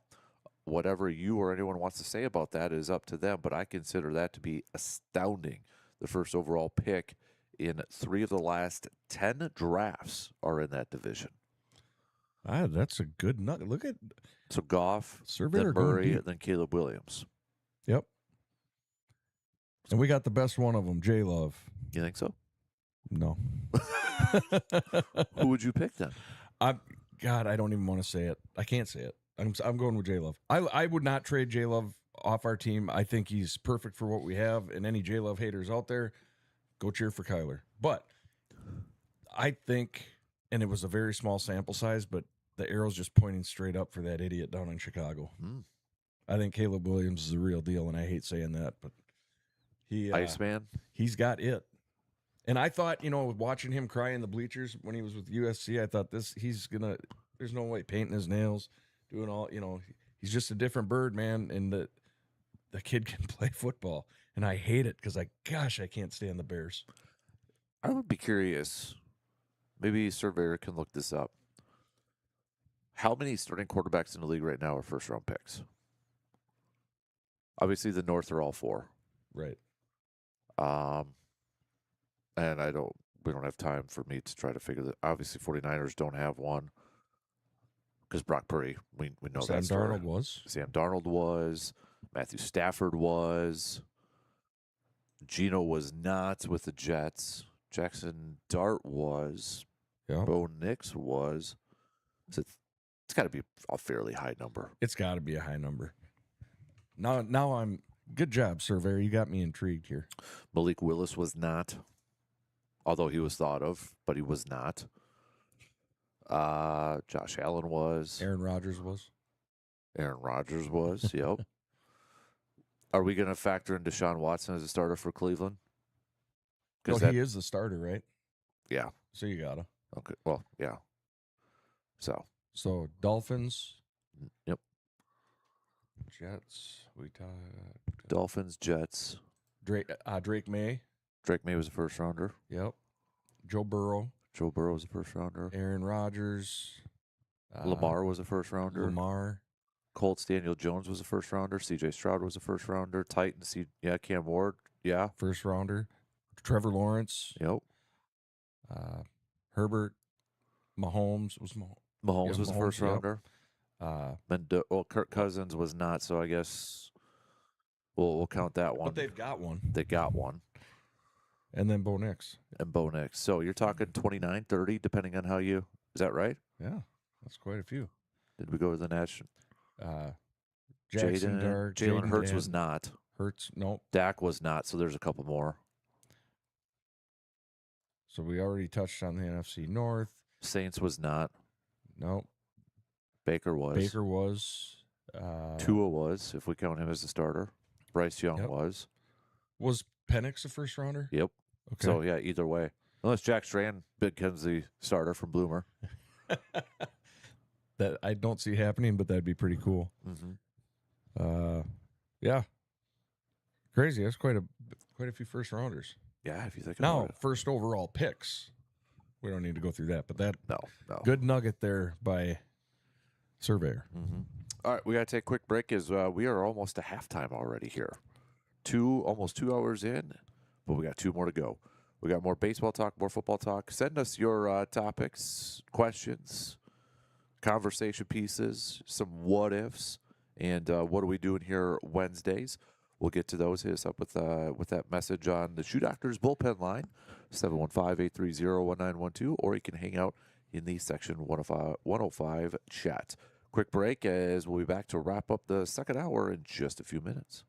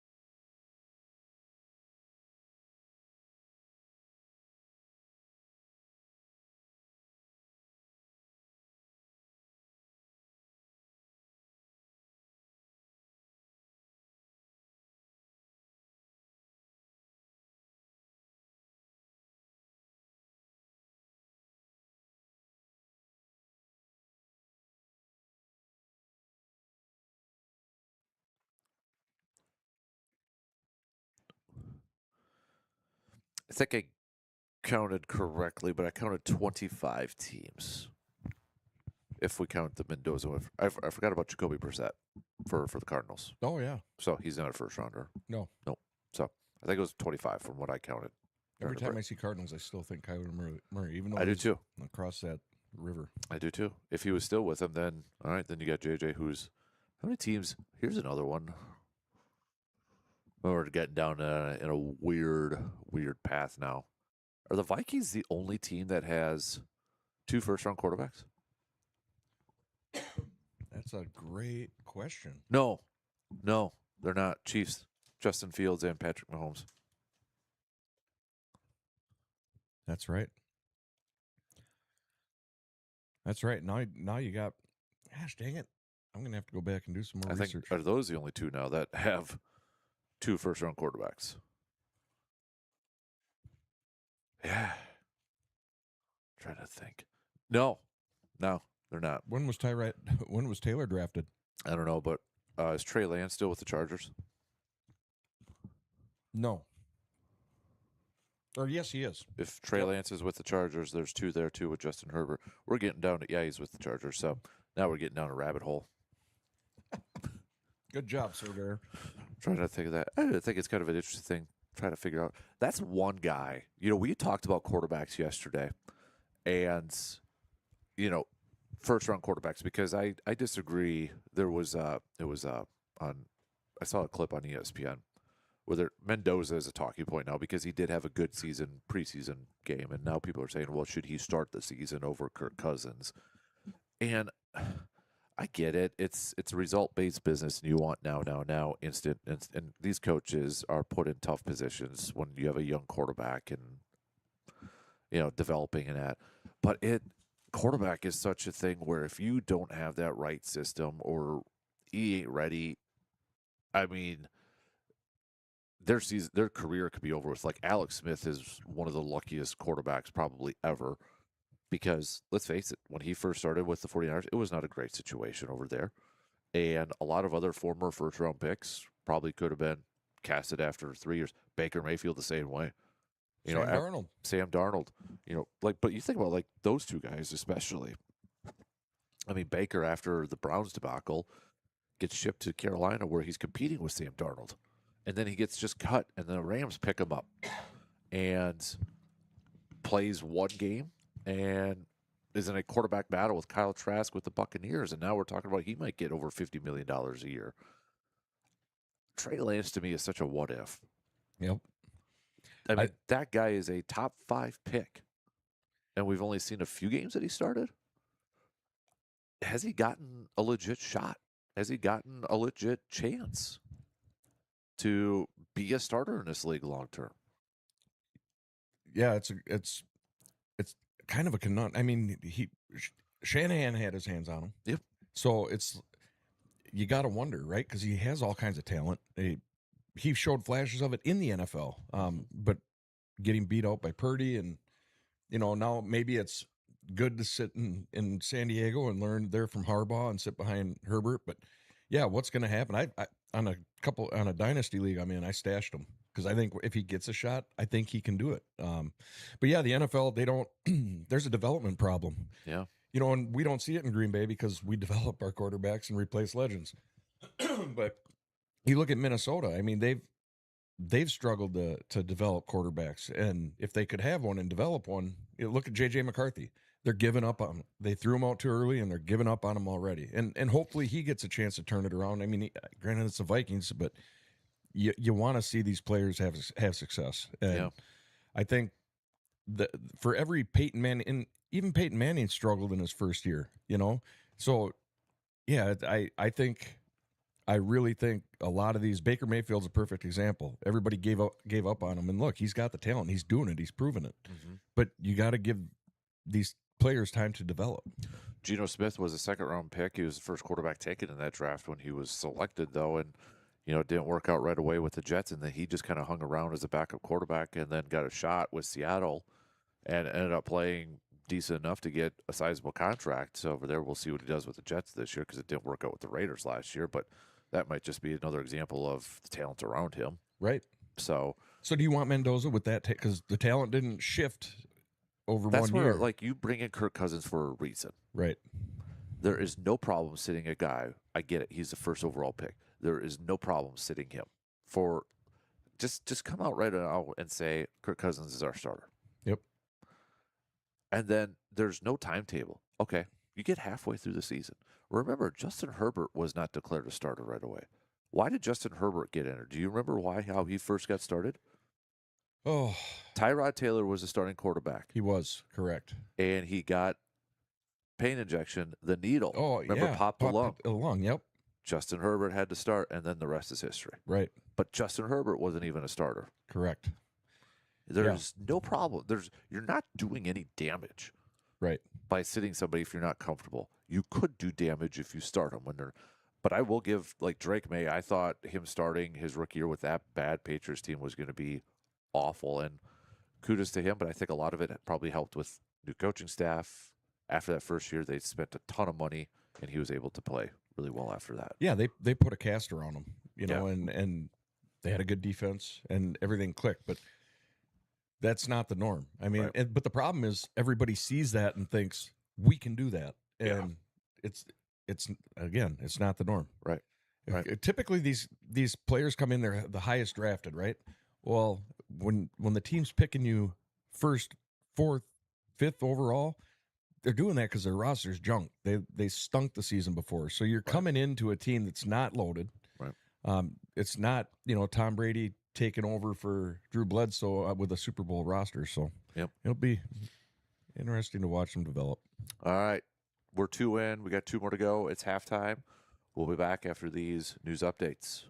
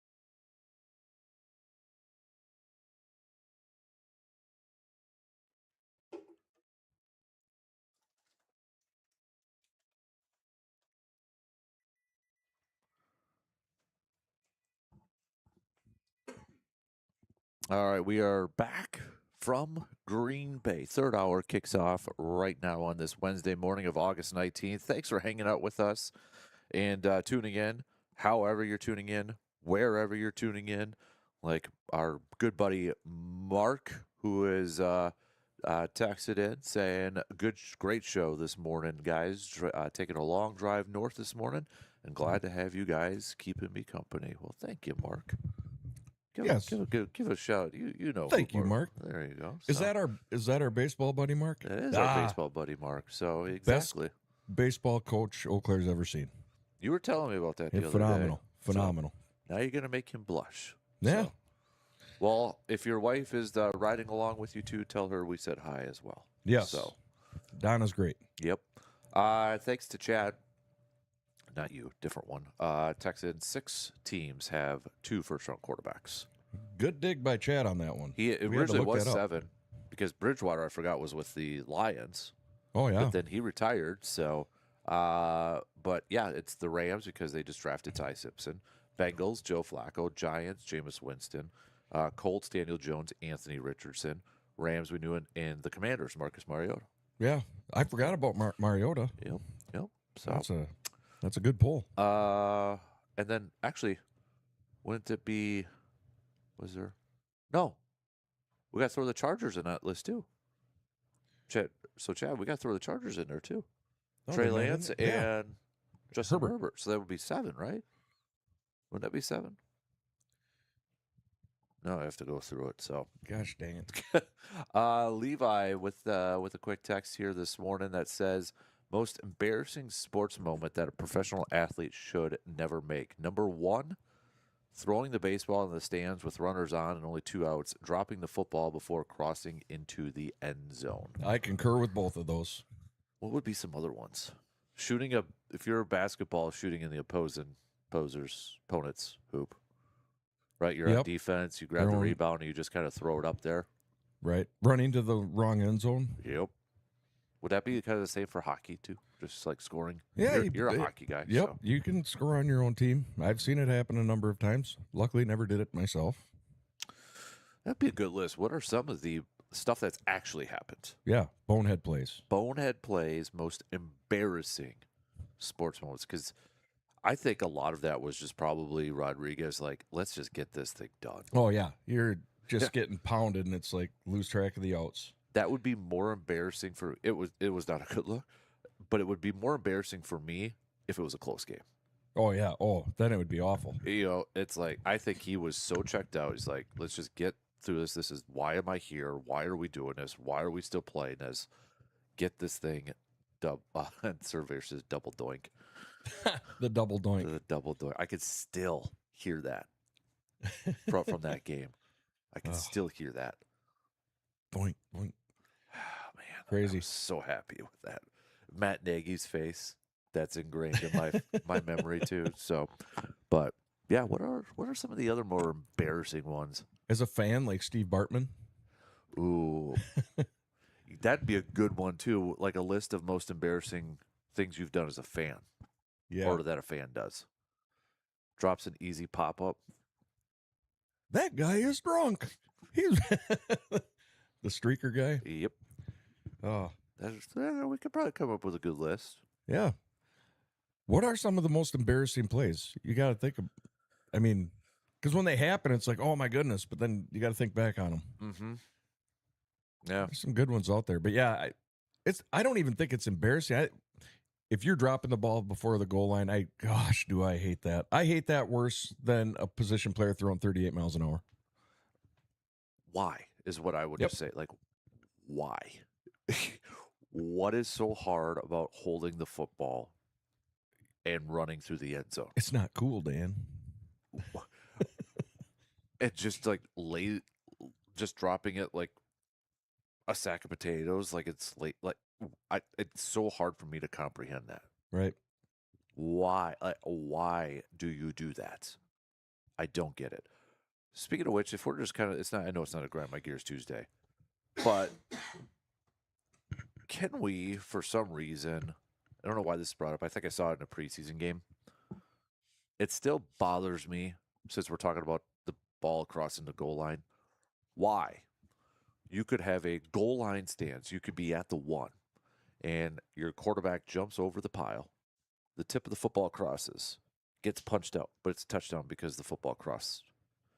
But a receiver catches it in the end zone, has 2 feet down or something like that, but then drops or goes to the ground and it pops out, and it's not a touchdown. Right. What the heck is the difference? Because as soon as you got to complete the process of the catch. I hate that. Don't you have to complete the process of the run? Right. You know, like the guy puts it over, but so it's dead. Dead. Shouldn't that be the same thing with catching? I think so too. Why are we making this so hard? Yep. I don't understand the logic of that. Because literally all Josh Allen, like I think of Josh Allen right Yep. away. Jump over, boom. That's it. That's it. As soon as the tip crosses that line, it's touchdown. Yep. But a receiver could, because it happened last year, I think against Green Bay, or even it was the Pittsburgh and Green Bay game. Receiver caught it, 2 feet down. Play should be over. It should be over. Yep. But it's not. I don't get it. I don't understand it. Right. It makes no sense to me. Yeah, wasn't that the play where the ball got punched out? Yeah. Yeah, and it's like it wasn't even completing the process of the catch. You have 2 hands on it, 2 feet down, play should be over. Punch it out all you want. I don't care. Yeah. It's like you said, if Josh Allen, the tip of the ball goes over and somebody knocks the ball out of his hand, it doesn't matter. Doesn't matter. It's not a touchdown. fumble. Yeah. I hate that. Oh, the butt fumble, John says. Yes, the For butt Mark fumble. Sanchez. Mark Sanchez. Yep. How about celebrating a field goal and tearing your ACL, Bill Ooh, Gramatica? Gramatica. Yes, I remember that. That, especially when you're a kicker Yeah. and you tear your ACL doing that. Yeah. That he had to have been close. Like, I almost want, this might be a good question for Austin to bring that up. The fact that he tore his ACL doing that, does that mean like he might have been like 1 kick away from just doing it on a kick? Yeah, you got to wonder. I guess it maybe it depends on what, I don't know which ACL it was. Was it his kicking leg or I don't his remember. planting leg? I have to remember. Yeah, I also I've always wondered, and it'd be a conversation over a man cave light with Mr. Dr. Austin Kroll, but like if somebody tears their ACL, is it one of those things where it's going to happen eventually because something's weak in there, or is it legitimately a one time the blow or the torque or whatever just tears it? Mm-hmm. You know, are you like predisposed to getting that over time? Certain people. I wonder if it's, this is just me, but like, because you do see the ACL tears, like Jordy Nelson. He didn't get hit. Right. It was how he landed. Near and Jamaica. Right. So it's almost like, okay, were those the ones where it was like the weakness and it was going to happen at some point? Whereas, yeah, then the hit ones where it's just such a gruesome hit that it's like breaking a bone. It's going to happen. Yep. So, but no, that's a good question. Like you hear a lot about like the weakness of muscles and maybe just the overuse, and I think that's why you see some teams trying to combat that. Maybe like a Mike McCarthy with Pittsburgh and not doing live tackling. I'm interested to see how that works. And I think it's a lot of it, you know, because you're going to hear, what do you hear from a lot of fans? Well, you never heard about ACL tears back in the 60s, back in the day, and that.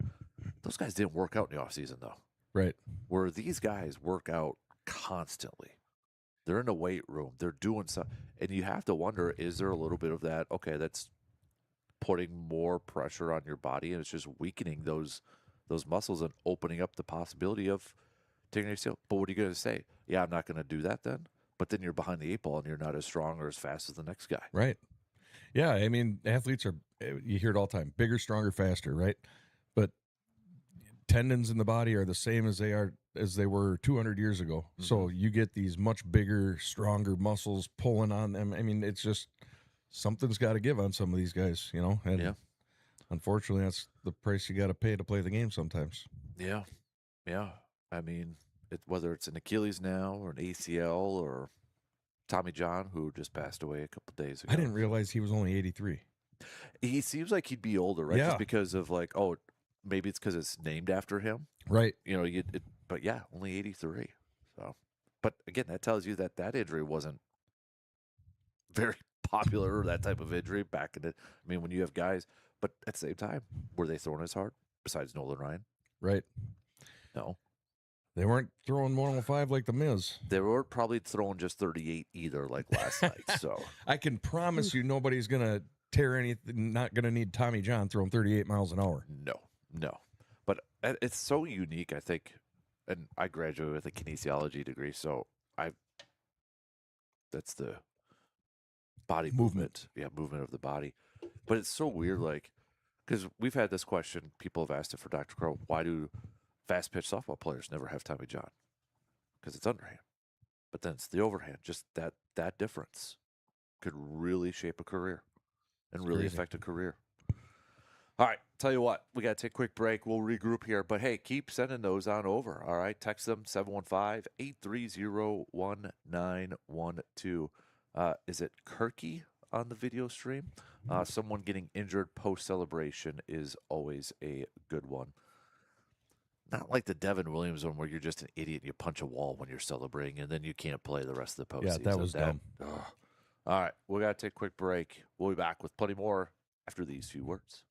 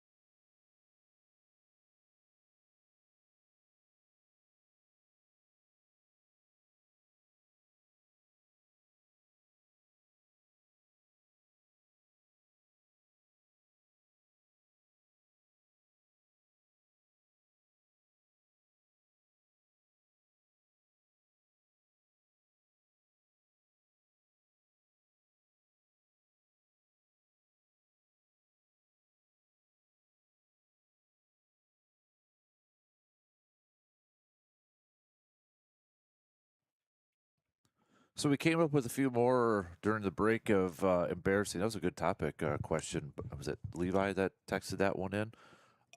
Chris Webber calling the timeout when he doesn't have a timeout. That was one. You found one with hockey, Patrick Waugh and the Red Wings. Yeah, Patrick Waugh made a killer save, and he went through his arm up like the Statue of Liberty to, show he had the puck, and it was not in his glove, and the Red Wings tapped it in for a game winner. Jose Canseco, ball coming off the head, going over the fence. That'd be kind of embarrassing. That'd be very embarrassing. Very embarrassing. So, yeah, that was a good one. Hey, if you got any more, send them on over. Share it with the rest of us. 715-830-1912. I put in there, too, if you got posterized, like somebody like dunked over you, like Vince Carter in the Olympics. You're on a kid's bedroom wall on a poster, but not for a good reason. So I'd throw that one in there. Especially if you're big, right? If you're a little guy, okay. But if you're like the big guy and somebody jumped over you, that's embarrassing. I'm not a basketball guy, so I could imagine that'd be embarrassing. Yeah. How about coming down on the 18th green at the Masters and blowing it? Who did that one year? They ended up with like a double bogey or something like that when all they needed was a bogey to win it. I know Greg Norman's choked a couple times at the Masters, but that'd be embarrassing. That's like nerves, and yeah, like if you have a couple strokes ahead, few strokes ahead for the lead, yeah, that would be rough. That's heartbreaking. And embarrassing. And embarrassing. But do we have any more? No. How about if you're a professional soccer player? I'm not a soccer guy, but I've started to get into it more this year. You got a penalty kick if you miss the goal entirely. Ooh. That'd be embarrassing. I mean, yeah. The goal's the size of the building, Yeah. I want to know. Maybe it's harder than we think. We should try it. Hey, weren't you going to try and hit off a major league pitcher this summer? I was going to try to. Summer's coming to a close. Well, I tried to hit off Dale Varsho. That was close enough. Did you try to hit off him? Yeah, there's a video. I did it. I missed the video. Where the heck have I been? On YouTube. I'm going to watch. Did you even come close? Oh, yeah. I did better than I thought. Did you? Huh? You fouled a couple off, ticked them back? Well, I might have fouled all of them off, but, Attaboy. He I got to check that out. I didn't even realize. How did I not know that was online? I don't know. He came in with some heat. But, I mean, that's what he does. He pitches BP, so he knows how to do it. I'm sure he wasn't. I'm sure he wasn't putting the mustard on. Well, it wasn't like 80 or anything, but, I'm building myself up to that. What's JP doing these days? Can he come over and... I have to reach out to him. Right? I bet he'd have fun with that. Another one says, now with ABS being so confident it's a ball and walking to first just for it to be a strike. Ooh, yeah. How about there was one last night? I think it was Contreras that challenged. I'm like, dude, what are you doing? It was early on. It was like 2 inches. It was clearly a ball. Would that be embarrassing? Like if you or okay, on the flip side, if you're an ump and you called that a strike and the batter's like, no, that was a ball. And to see how far off the plate it was for everybody to see. You're the ump. You're the one who made that call, and then you see it, and then you are the one that has to go on the mic and says, call reversed. It's like, yep, I screwed that up. Yeah, I got to eat crow. That'd be a bit embarrassing. I'll tell you what, man. I don't envy those umpires. Mm-mm. And more often than not, granted, home plate calls, I mean, that the balls and strikes, those will always be argued, but like that play at the plate with Bowers, it's a bang bang and it's so close, and how often they get that right. Yeah, it's amazing. Those guys are good at what they do. The fact that I was thinking about this the other day, and I know we're getting off another tangent here. You think about it. Major League Baseball, the managers, they get into these faces of these umpires, right? I mean, they're just, and there's more chatter going on that we can't hear, that we can't see, right? From the dugout, earshot, they can hear it. But there is no other sport, I feel like, where a coach / manager can get so animated in the face of that official / umpire. Yes, he gets thrown out.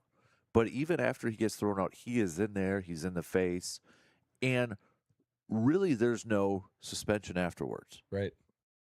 That happens in football or the NBA. We've seen ejections from coaches, double technical, but a lot of times then there's a suspension or a fine. You don't really see it in the NFL. NFL, I don't know if it's just because the game's like constantly going, whereas baseball will literally pause it. Whereas the NFL is like, nope, we keep moving. Yeah, we've seen coach. I mean, remember Mike McCarthy like running down after an official, but you don't. Has there been an NFL coach that's been kicked out? Like players have been booted out for penalties, but for a coach for arguing, I don't think so. I don't know. There's been unsportsmanlike. Yep. That's kind of like, okay, one more than you do, and then the coach kind of gets settled down. But it's unique. You'd know more in hockey. Is that kind of? I mean, Yeah, not even in hockey that doesn't really. They'll yell at each other, but you're right, man. Baseball's, and I think it's awesome part of the game. it's a part of the game, right? Yeah, and sometimes the manager will go out there just to get his team fired up. Yeah. I saw there was a clip, and I can't remember what it was. You can YouTube it, but one of the managers kind of going out there, just bellowing at him. I know you're going to kick me out. Just do it. Making it look like he's arguing with him. But it is kind of a unique part of the game, and I like it. I think it would be awesome if NFL coaches would do that. But if Matt LaFleur gets kicked out of the game, that changes the game because he's your play caller, he's your head coach. I think there's just a manager gets kicked out. Well, your lineup's already set. You got a bench coach. I mean, how much are you going to miss your manager as opposed to a head coach in the NFL? So I think in the NFL, and you get a 15-yard penalty, which really hurts. Every drive's critical. So I don't know. It's a unique part of baseball, and I love it. Just like how players policing the game, pitching it high and tight, get a guy. I don't know. I like how you baseball. can't do that in football, policing a game. No, You can't do that. I mean, then you really start something, and you kind of put maybe more people at risk at that point. But right. You would have to have incredibly thick skin to be an umpire, and I don't even want to do Little League. No, I don't want to because I don't want to be constantly yelled at and by parents and coach. I can't do it. Yeah, that's where tip of the cap to anybody who can. Because don't get me going on parents in Little League. I know, but yeah, I know. I was thinking about that the other day. I'm like, gosh, this is still the only league that kind of embraces managers going after them, and the umpires get into it too. Let's not kid ourselves. They get, rightfully so. They should be able to chirp back. And you know what I like? I love watching. What is it, John Boy Media or whoever does that? Who they do the lip reading and talk about and they play those manager umpire arguments. It's awesome. I love watching that stuff. It's fun. But yeah, it's a unique part of the game. That's part of why I love baseball. All those little nuances. I think it makes it fun. Yeah. Yep. Nope. I agree. So, all right, we got to take a quick break. But we'll be back with plenty more. We'll get back on track here. We'll talk some more Brewers baseball. Packers training camp yesterday, too. Practice is closed today. They already got the tarps up, so you can't even view it. That was quick. That was really quick. So they got that done. And then they travel tomorrow to Denver for their second preseason game of the season. We'll take a quick break. Back with plenty more coming up after these. Well, where to go? A few words.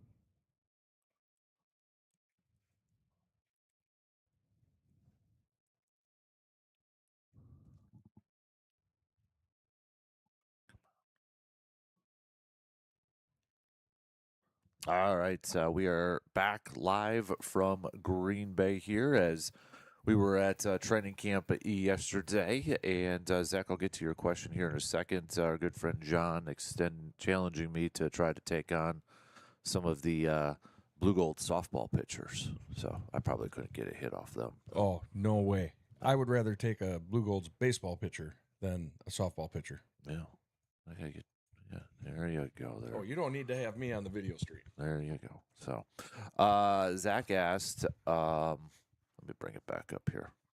By the way, John, yeah, I'll probably take that challenge. Probably give me a little bit though. Maybe in the spring. I gotta train for that. Can I use my old school slow pitch softball bat?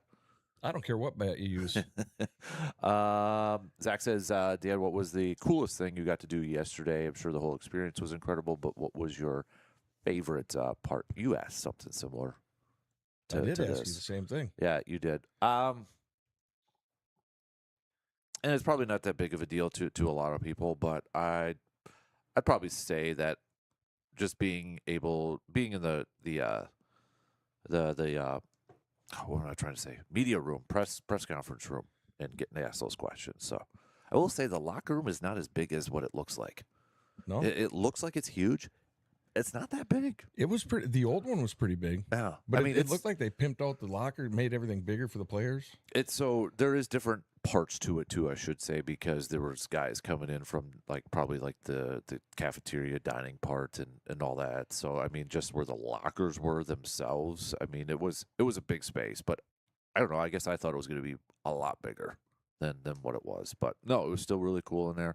I'd probably just being able to be an oppressor, and got to give a big shout out to our friend of the program, Rob Domofsky, because he was a big help yesterday. Because I got lost trying to leave there. I was like, nope, can't go this way, can't go this way. Yeah, it was Run into the same tour group. and they're like, who the heck is this guy, sort of thing. So, but no, he was cool and a big help, kind of like explaining the ins and outs and kind of like the unwritten rules, if you will, of what we can do and not do. So that was cool. But no, it'd probably be that. You got to have a hot mic button that says, "That's a great question." The sound clip from Matt LaFleur. I thought that was awesome. Should I replay it?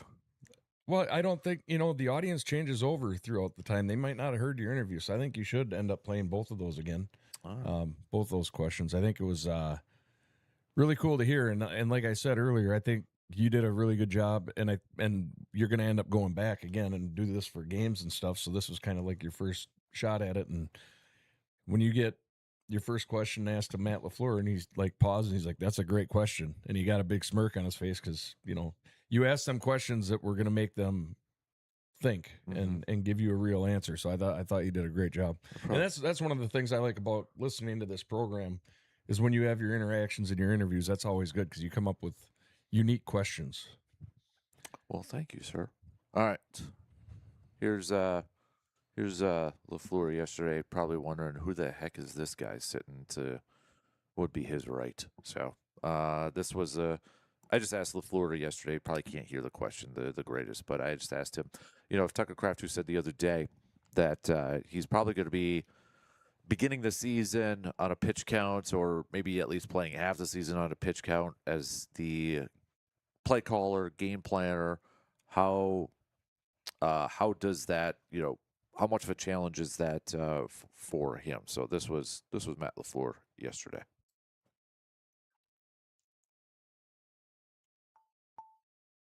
Tucker's on a snap count to open up the season. How difficult is that for you to come up with a game plan to kind of incorporate that and maybe resisting that temptation to kind of go over that snap count? It's a great question.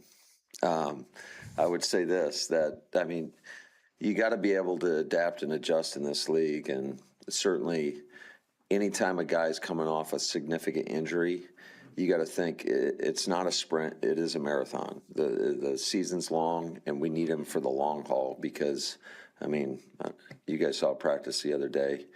He was pretty impactful when he was out there. So it is what it is. We'll adjust to whatever the circumstances bring us, and we'll have a plan ready to go.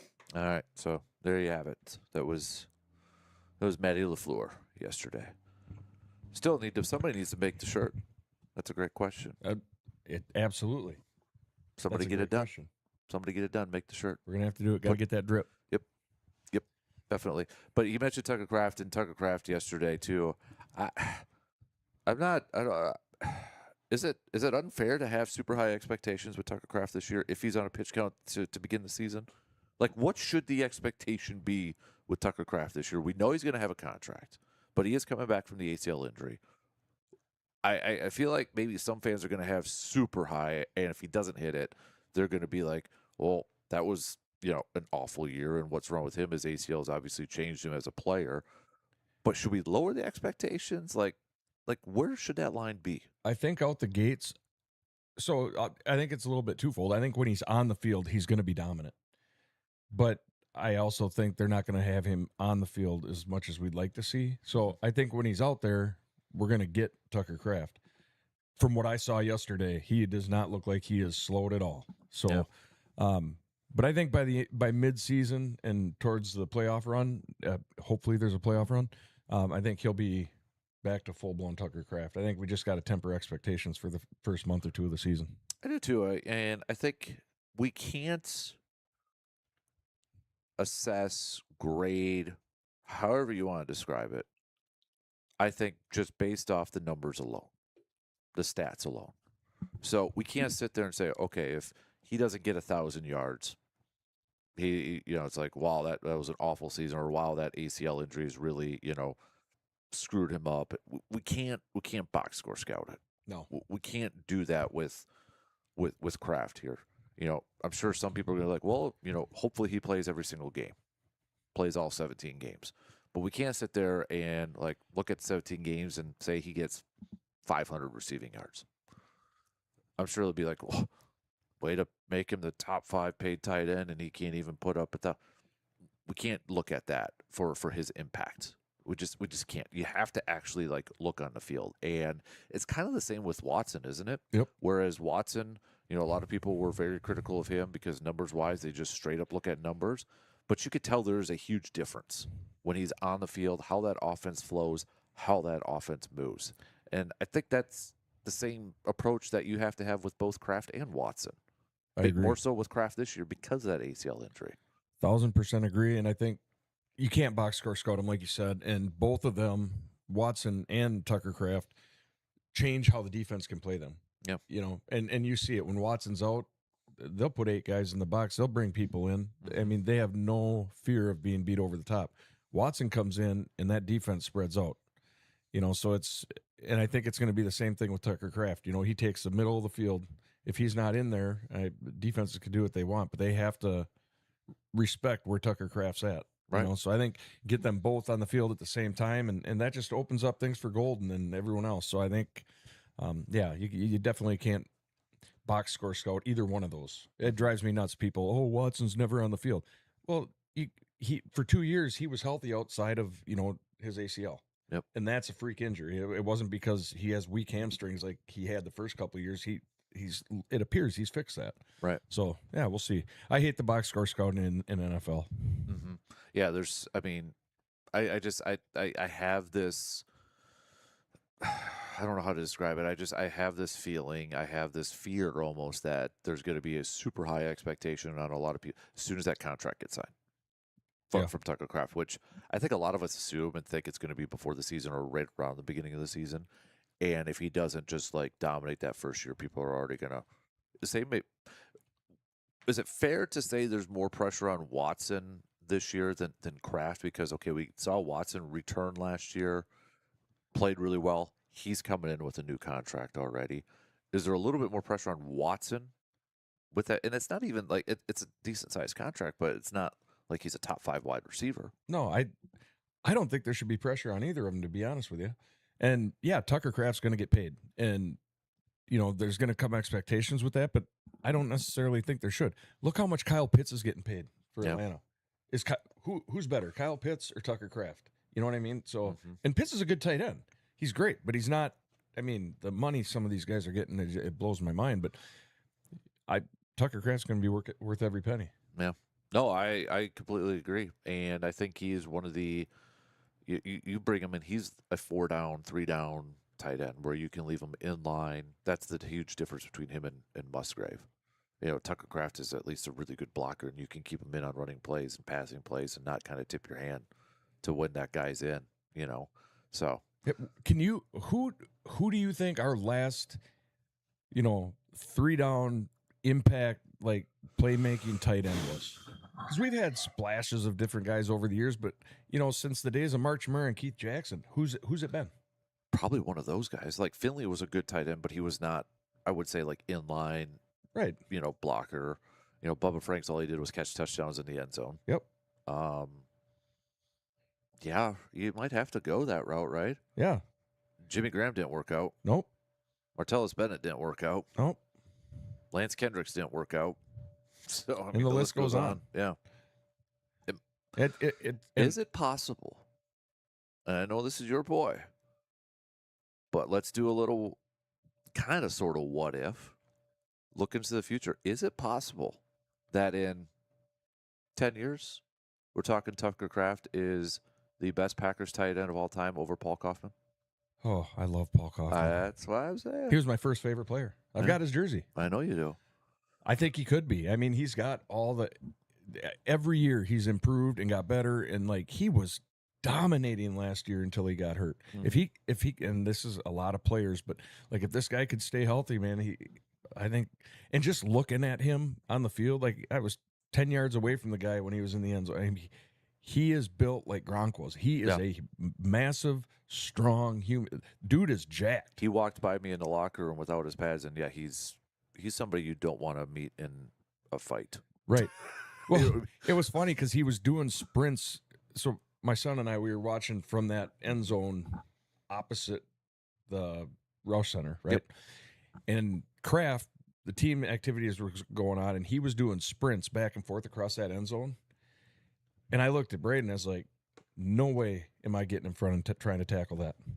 Yep. I mean, it's so big, so fast, and it's like a guy that size should not be able to move like that. And then, I mean, that play down the sideline, that one-handed touchdown catch in traffic, I mean, the guy's a freak. Because when you think about it, I mean, Green Bay's had a lot of Hall of Famers and a lot of a lot of greats. And we always, once in a while, will like build the ultimate team. And you have a good debate when it comes to quarterback, right? We've got a good debate. We've got a good debate when it comes to wide receivers. Mm-hmm. You've got a good debate when it comes to, linebackers, edge rushers, DNs, however you want to call it. You got your Whites, you got your Willie Davises, et cetera, et cetera, et cetera.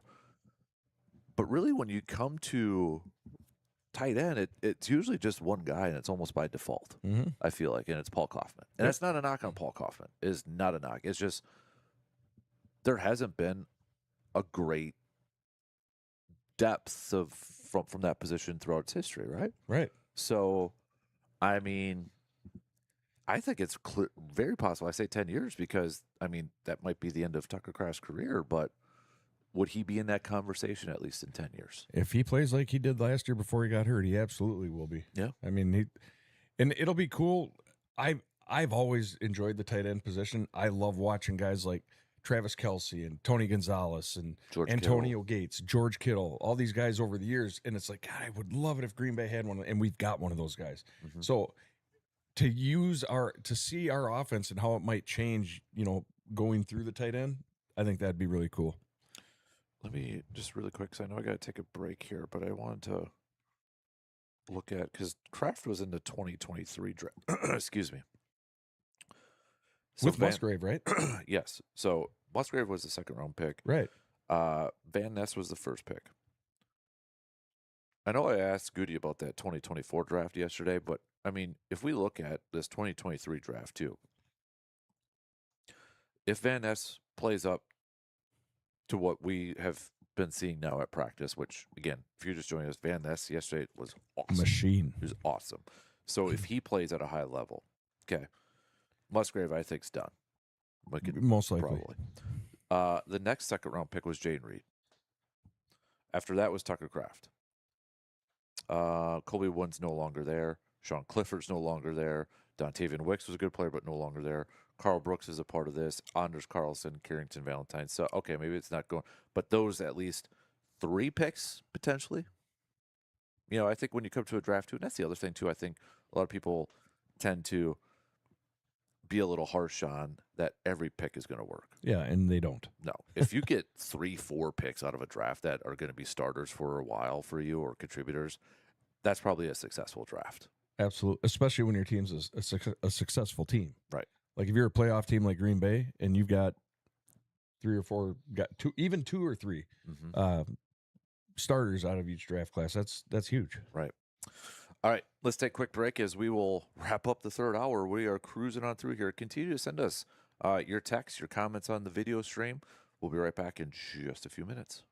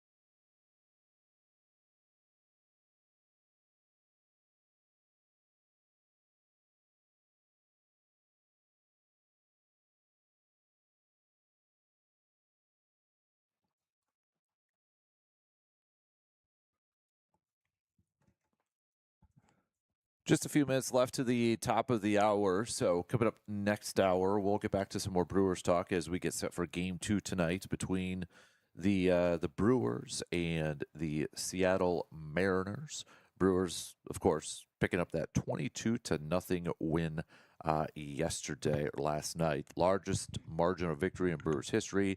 Ties the franchise record for runs.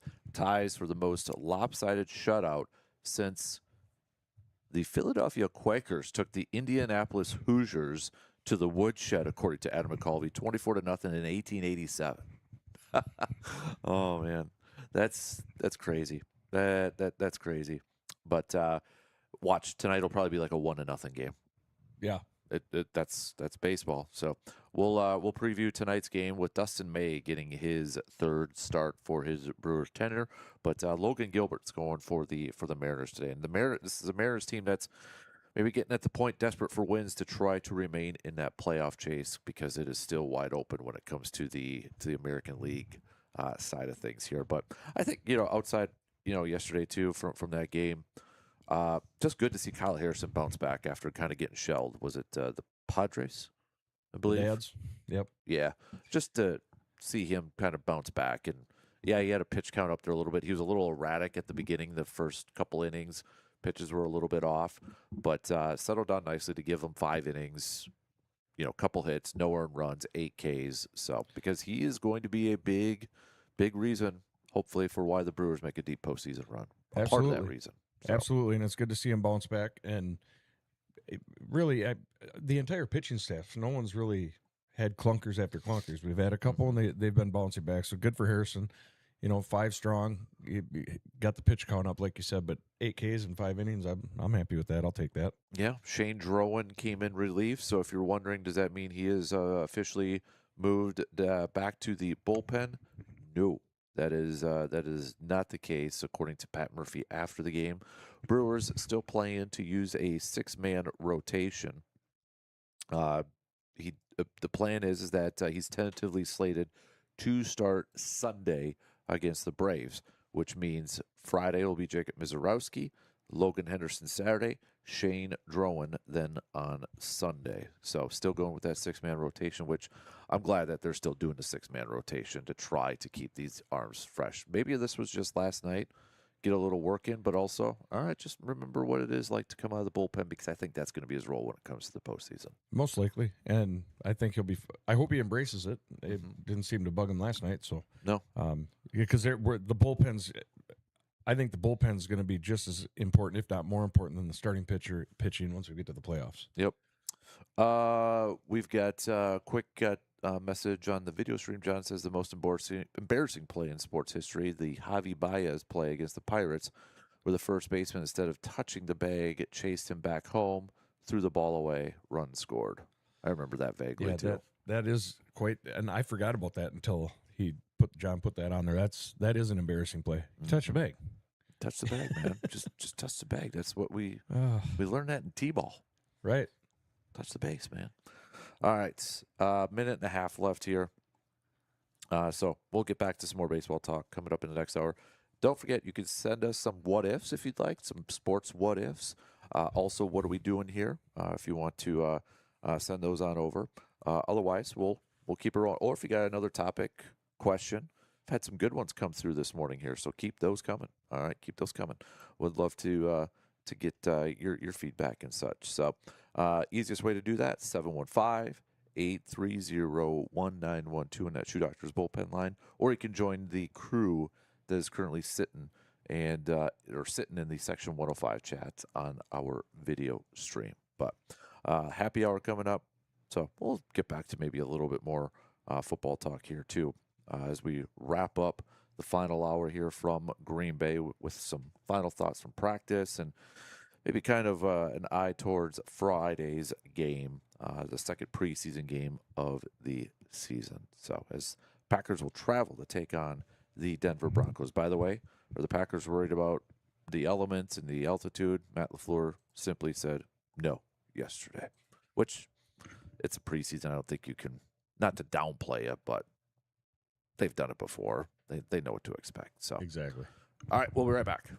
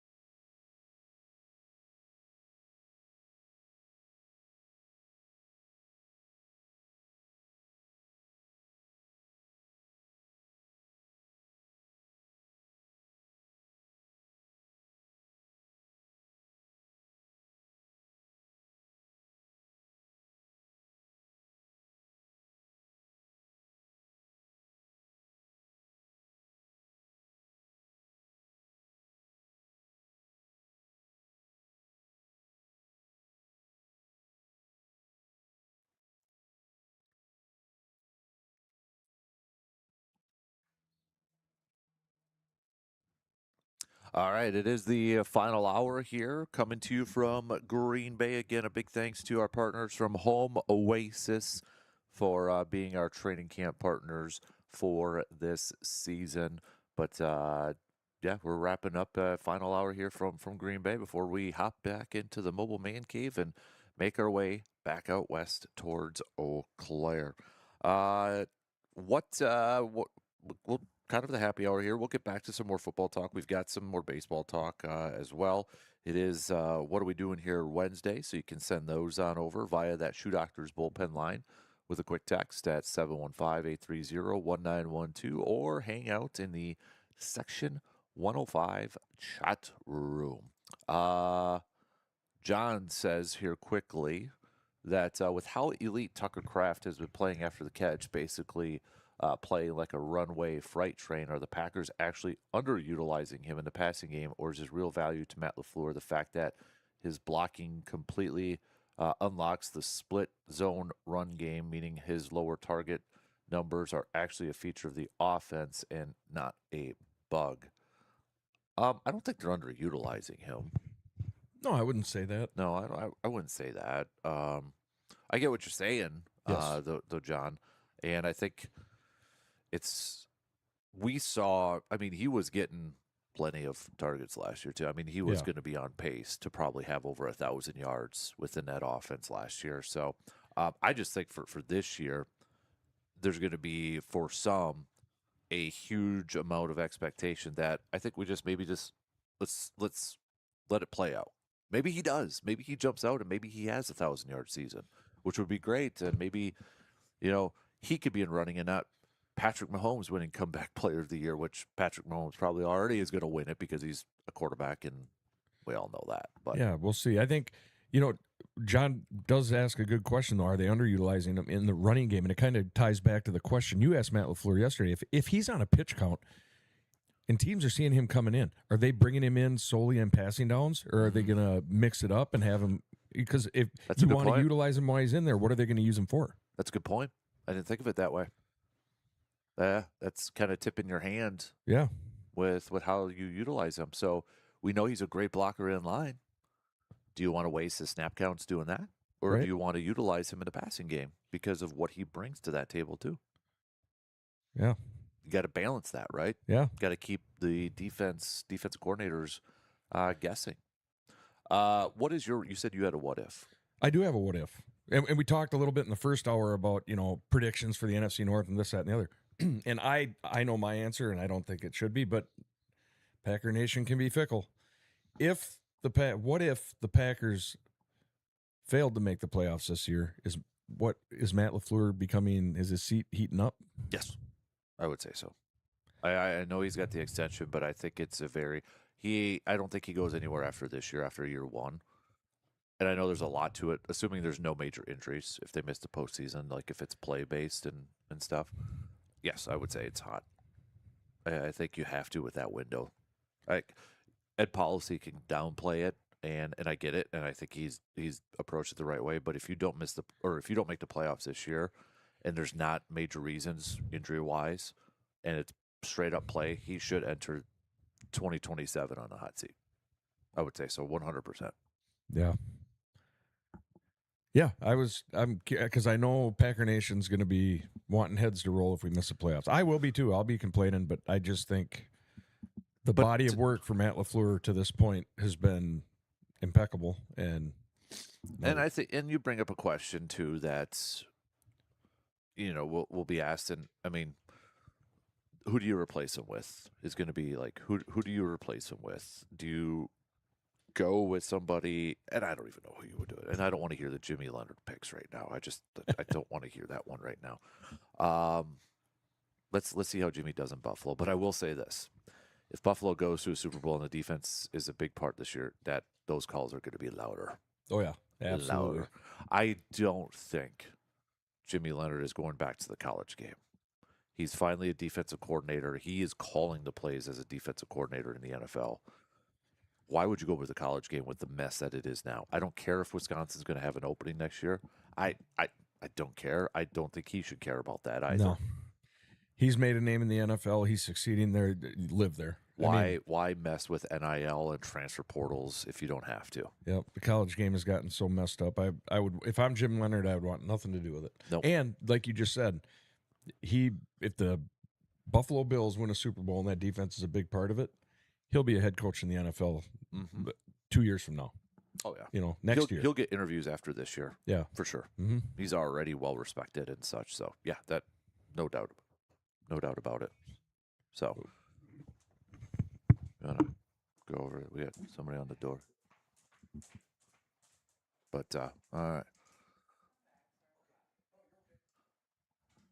What do we have there? Oh, okay. That's never happened before. Housekeeping. Well, we got to check out here in a little bit anyway. So, all right. But no, I think that's going to be probably something a lot of other fans are going to be watching too when it comes to a defensive side is how Jonathan Gannon's defense versus the Buffalo Bills defense and Jimmy Leonard. That people are going to compare that. Oh, they will for sure. It's just the name of the game. So, but what do you do? It'll be, and yes, it will be interesting to compare the two. I'm not going to sit here and say it doesn't matter. It'll be interesting to see what Jimmy does with that Buffalo defense. I'm definitely curious. I am too, and I think if his track record continues, I don't expect nothing but success out of him. So, and I wish him the best. I mean, talk about a small town kid living a big dream. You know, Tony, Wisconsin, to potentially a head coach. Right. It's awesome. Yep. David Bakhtiari just tweeted a few minutes ago. Man, either Packers Twitter has it out for Keyshawn Nixon or boy is getting cooked at training camp like a well-done steak. Which is true. Yeah. I mean, where are you on the Keyshawn Nixon side of things? I am on the side of I've never been a big Keyshawn Nixon fan. I loved him when he was returning kicks, but when he came out saying, I'm CB1, I'm not returning kicks, well, you're not a team player, you know? And then to come out and have a subpar season, it's like, put your money where your mouth is. Jair, you can call him cocky all you want. He went out and backed it up. Yep. I have no problem with swagger, but... And I think you need that as a corner, but you got to back it up. Exactly. Yeah. Yep. And then his, tongue-in-cheek comments in the locker room the other day, it's kind of like he's trying to be a team player, but then he's being a me guy, and it's just, I don't know. I hope he does well. I mean, it does nothing but help the Packers if he does well. I don't want him to fail, but yeah, he wasn't standing out yesterday. No, I mean, he made some nice plays, but I think he got off to a slow start yesterday too. So it was kind of up and down for him yesterday at best. Yeah, and CB1 isn't up and down at best. No. So and I know I hit this up on Monday, but you compare the quotes between, again, the guy who's probably been our popular topic this morning, Tucker Kraft, and Keyshawn Nixon. Tucker Kraft has every reason in the world to not be practicing right now. Yeah. Every single reason in the world to not be practicing. But he is. Yep. And you talk about put your money where your mouth is. What did Tucker Kraft say a couple of years ago after the season? We got to wake up. I got to be more of a leader. That's what he's doing. Yep. That's Exactly. exactly what he's doing. And you got Keyshawn here. Being punished. Yeah, which I know some people were kind of like, okay, that's not what he meant. Or, LaFleur's doing his job by kind of brushing it to the side, saying, well, everybody's being punished then and all that. But it's just really like that's the wrong thing to say. Yep. I did think it was kind of funny that LaFleur first acknowledged yesterday that Keyshawn likes to make a headline, which I think was kind of a little jab there, even if but if he was just making plays, it wouldn't be an issue. And I don't buy the whole, and I know some people have said this, well, he made a Pro Bowl last year, so he should be a starter. No. Pro Bowls mean nothing. Pro Bowls mean absolutely nothing. No, they don't. They're not the same accolades that they used to be. That has no bearing in this. Just because he made a Pro Bowl last year does not mean he should be running with the ones. Well, Mitch Trubisky should be starting for somebody. Mitch Trubisky should be starting with somebody. Tyler Huntley, Snoop Huntley should be starting with somebody. I mean, if that's the Shedeur Sanders should be the starter. Oh, good gravy. And not Deshaun Watson. That is one of the dumbest, lamest excuses that I think or reasons I've heard. Yep. Just because he made a Pro Bowl, he should be. No. That has no bearings on this. It all started going downhill. And I understand it from his perspective because let's look at this thing. He's a cornerback by trade. Sure, he wants to play with the stars. He wants to be viewed as a number one corner. Every player probably wants that. But to be two-time All-Pro in a return game and to kind of say, whatever helps the team, you saying you don't want to return anymore, that's not helping your team. Nope. You're contradicting yourself. And there was a few times yesterday at practice where, I don't know, like initially when he was struggling, he looked so flat-footed, so slow. Like when he was waiting for the receiver, whether it was like Golden, I think it was Golden, coming at him, he would let Golden almost get right up to him without even like moving. Right. And then, I mean, any receiver in the world would be licking their chops then. Yep. Because then you just blow by him. And that's what Nix was doing. Is like he kept chasing. He'd let the receiver come into him so much, and then he'd have to go chase. And then he'd get too handsy trying to recover. Just going to say that's why he's getting all his pass interference calls he had last year. Yeah. You get behind him and he's reaching. Yeah. Great. He had all those pass breakups last year, but he also led the league in penalties from a defensive back standpoint. Right. And, I'm sorry, but he did give up on some plays. He did. Or didn't put a whole lot of effort into it. Yeah, you can talk all you want. You can want to be viewed as whatever all you want, but what you do between the lines is what matters. And the coaches are going to put the right people out there. They don't care about the Pro Bowls. So, I don't want to talk negatively. Again, I want him to be awesome. So I hope he can find it. But I didn't see anything yesterday that made me. And he got rotated in with the ones. Yep. They had 4 of them on a rotation there, but I didn't think he stood out. No. The guy that stood out's the rookie. Yep. He was the only one that played all his snaps with the ones. And I think part of it, too, is you got a new defensive coordinator that's coming in. There's no, if this was Jeff Hafley again this year, there's probably a little bit of like, okay, I'm going to just roll with what I know and what I got. Jonathan Gannon is a fresh voice coming in here. You got to play up to the new defensive coordinator if you want to earn your stripes. Yep. And I don't know if it just kind of came in with this I know I'm going to be a starter and just kind of came in lackadaisical a little bit, whatever. But I don't want it to become a problem in the locker room. Right. That's the thing. I don't want it to become an issue. And let's say he opens up the season, he's not a starter. Is it going to be an issue? Do they cut him? I don't think they cut him unless it becomes an issue. Okay. Or trade him for a Big Mac or something? Or another corner somehow. But no, I hope he turns it out. He's got to look at himself and just get back to grinding, and you kind of see that with some of these athletes through the NFL. They get there and then they forget how hard they had to work to get to where they got. What I mean? Can you imagine if Keyshawn was sitting out because he wanted a contract and Tucker Kraft is practicing? Yeah, that would not go well. No.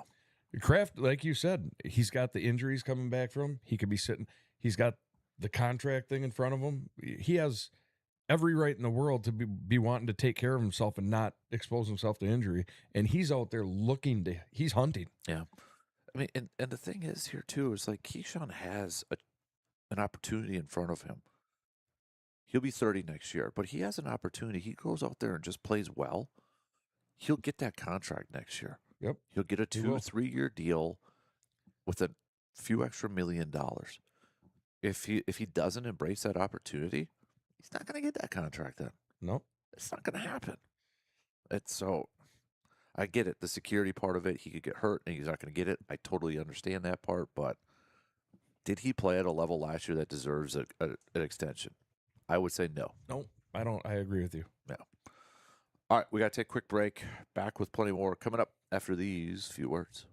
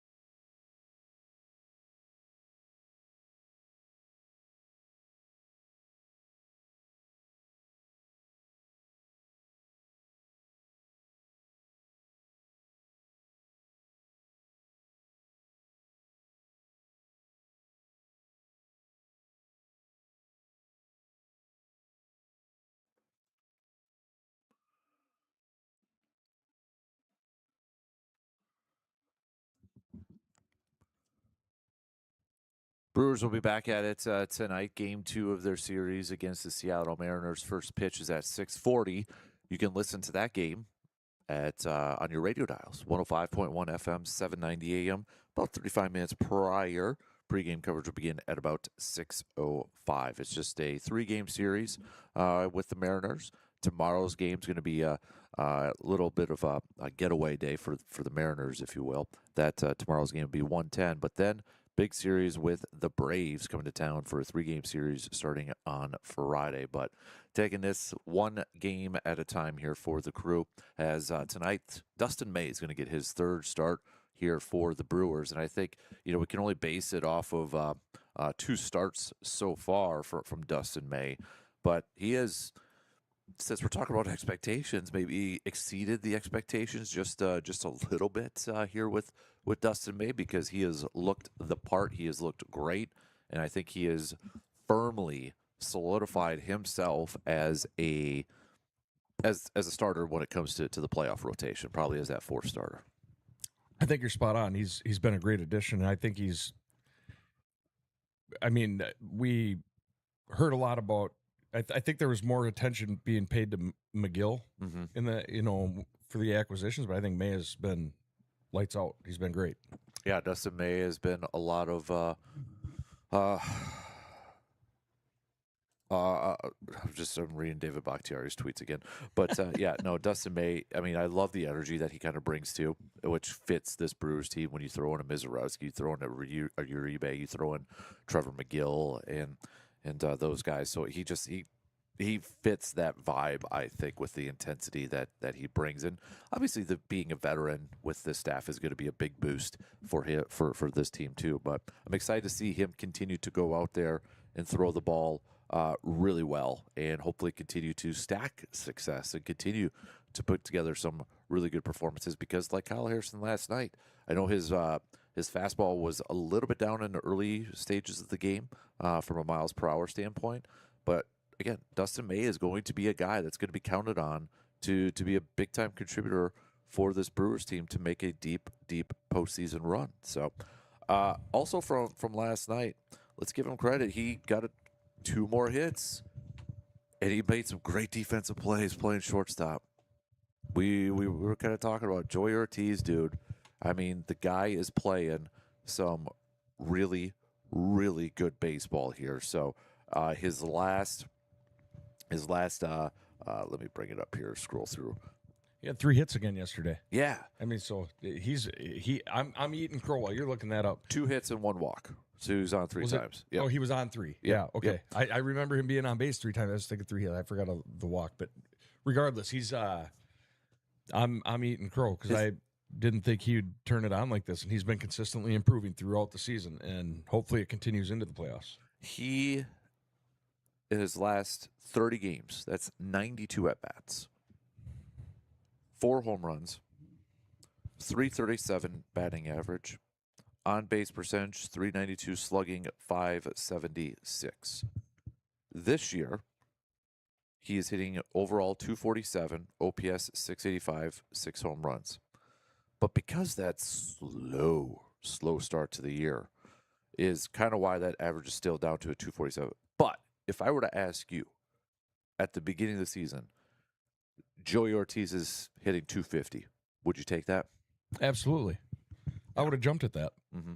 Sadly, 250 is the new 300. So, yeah, Ortiz has surpassed everything. After the first 2 months of the season, I was like, what are we going to do here? And then it was like, he can only hit if he's playing third base. But, he's doing it all now, and I just hope it keeps going. And I think you have to credit Murphy for sticking with him. Yeah. Yep. He's had his back the whole time. Yeah. And I know this isn't the greatest example here because he does bring more power, but, Mike Trout's hitting 240. Right. He has 20 home runs. I get it. It's not the greatest example here, but... And he's a lot more expensive. Right. That too. But, yeah, Joey Ortiz has become right now a guy that you want him in the lineup, man. And this is... So it was kind of fun to talk about it. It was like, okay, moving to third, is that what boosted up his offense? That guy, though, still knows how to play shortstop. Yes. the plays he made in that game yesterday, there was a couple of them so smooth, Michael Jackson moonwalk-esque. That sliding one in the outfield towards second base, he spins and it was poetry in motion. I don't like, and the fact that he could just go over to third base and he'll be just as great. That guy, there's no question whatsoever with his defense. If this is the type of hitting we're going to get from Joey Ortiz, and I know it's a big if, but going forward, that guy is going to be a great ball player. When you got defense like that, I tip my cap to him too, because he could have folded. Yeah. It's like, all right, I'm not hitting. I can't figure it out. I don't know what I'm doing. You start to overcompensate. You start to overthink it. You start to overadjust. And that's when it really gets messy. Guy stuck with it. Like you said, Pat Murphy stuck with him after all of us were like, you've got to get somebody different. You've got to do a move here. Now it's like Joey Ortiz is up. It's like, here we go. You feel a little bit more confident. Probably not fully confident, but you feel a whole lot better about him. Yeah. I mean, you said it. Over the last 30 games, 92 at bats, 337. I mean, the guy's he's hitting, and you can't deny it. So no, let's just hope it keeps on this trajectory into October. Need him in October. Yes, need him in October. So, Cooper Pratt. It sounds like he could be back in play this week, maybe as early as today. Sal Frelick was in the dugout last night too for the Brewers, so they're getting a little bit healthy here. They're starting to get a little bit more healthy. Uribe, he did a bullpen session too, so he should be getting pretty close to return here as well. So, but getting healthy at the right time. Now you just got to remain healthy. correct. Got to remain healthy. All right, let's take a quick break. We only got a half hour left. Time flies when you're having fun, El Capitano. You know it, man. So, final half hour coming up after these quick words.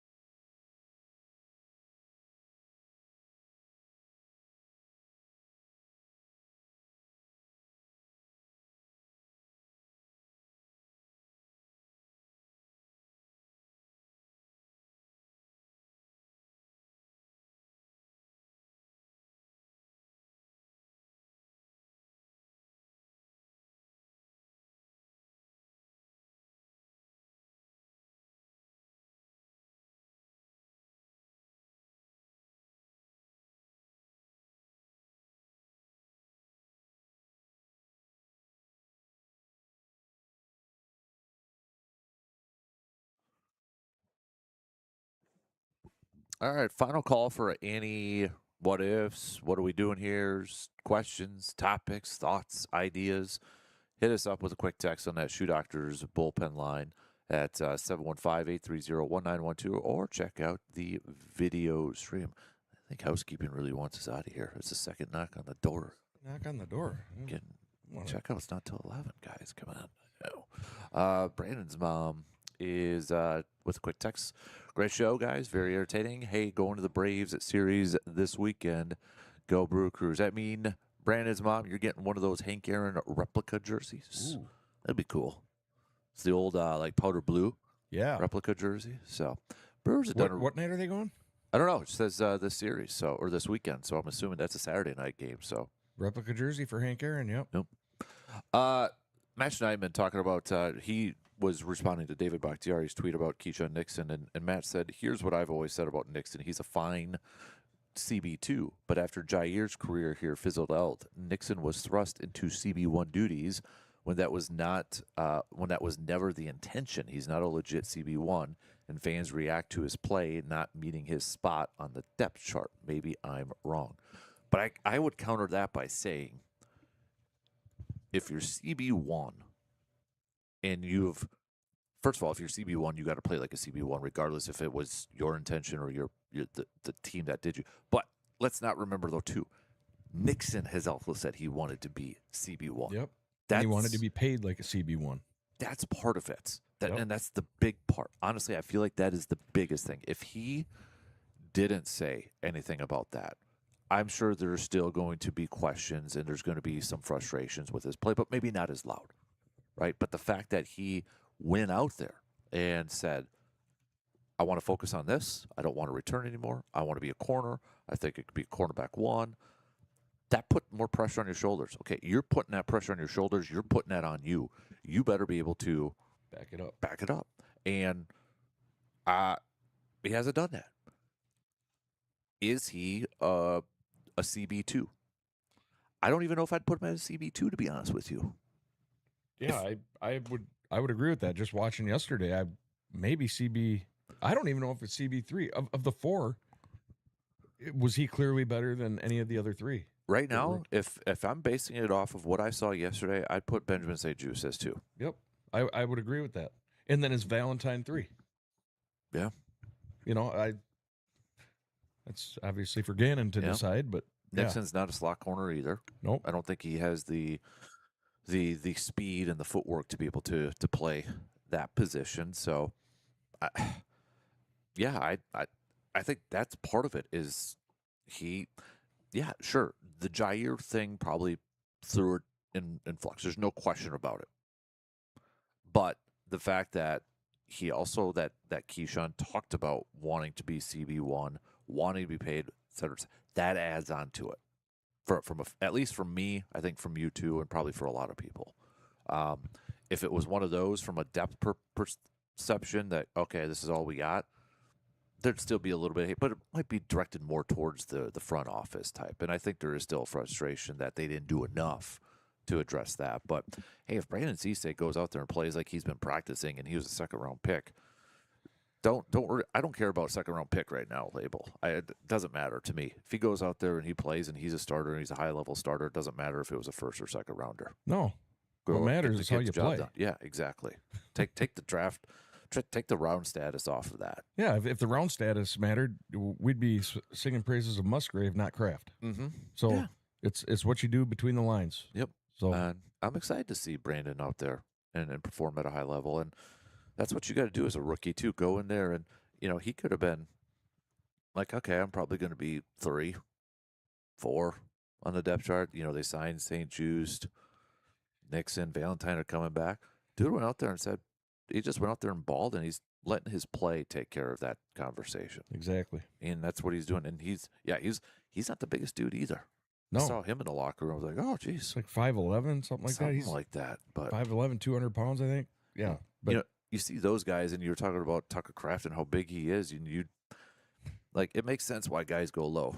Yeah, absolutely. You're making a business decision when you see Tucker Kraft coming at you full speed. Those tight ends, and you got a corner that has to try to make a tackle.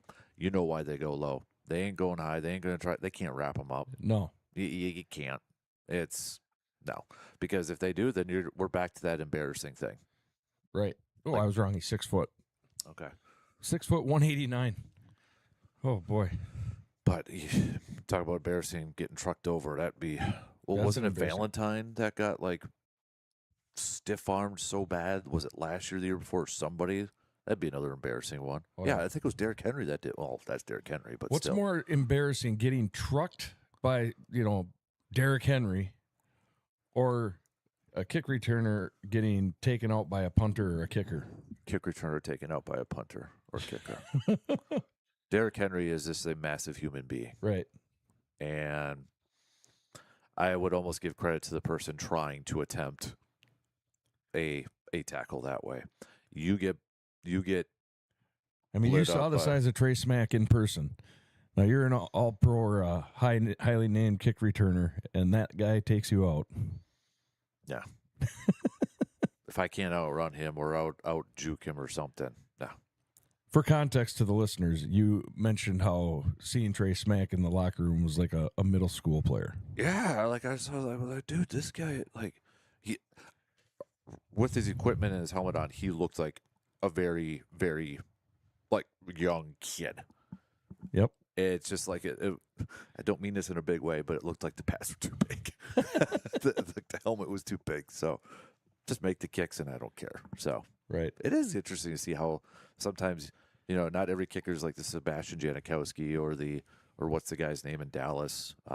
Albers? Is it Albers? No, Aubrey. Yep. How big they are, and then some of the smaller kickers, but they got those legs. The Gramatica brothers, the Anderson brothers, Yep. but no.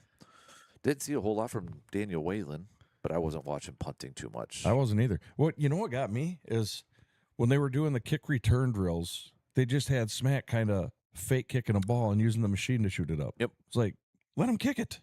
Yeah, I don't know if they were preserving or wanting it more accurate. I don't know.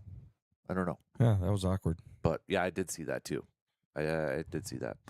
Really quick, John says, what are we doing here with the investigation on the Clippers and Kawhi Leonard? ESPN and Pablo Torres says there's a lot of information out there on the two of them, and then the NBA says they found no wrongdoings. What are we doing here? Could be also in a similar breath, that Lakers thing's going to get messy with the owners. Big time. Yes, it will. There will be lawyers for sure. For sure. So I'm not a basketball guy. I've said it many times, but that will be interesting, fun to watch from afar.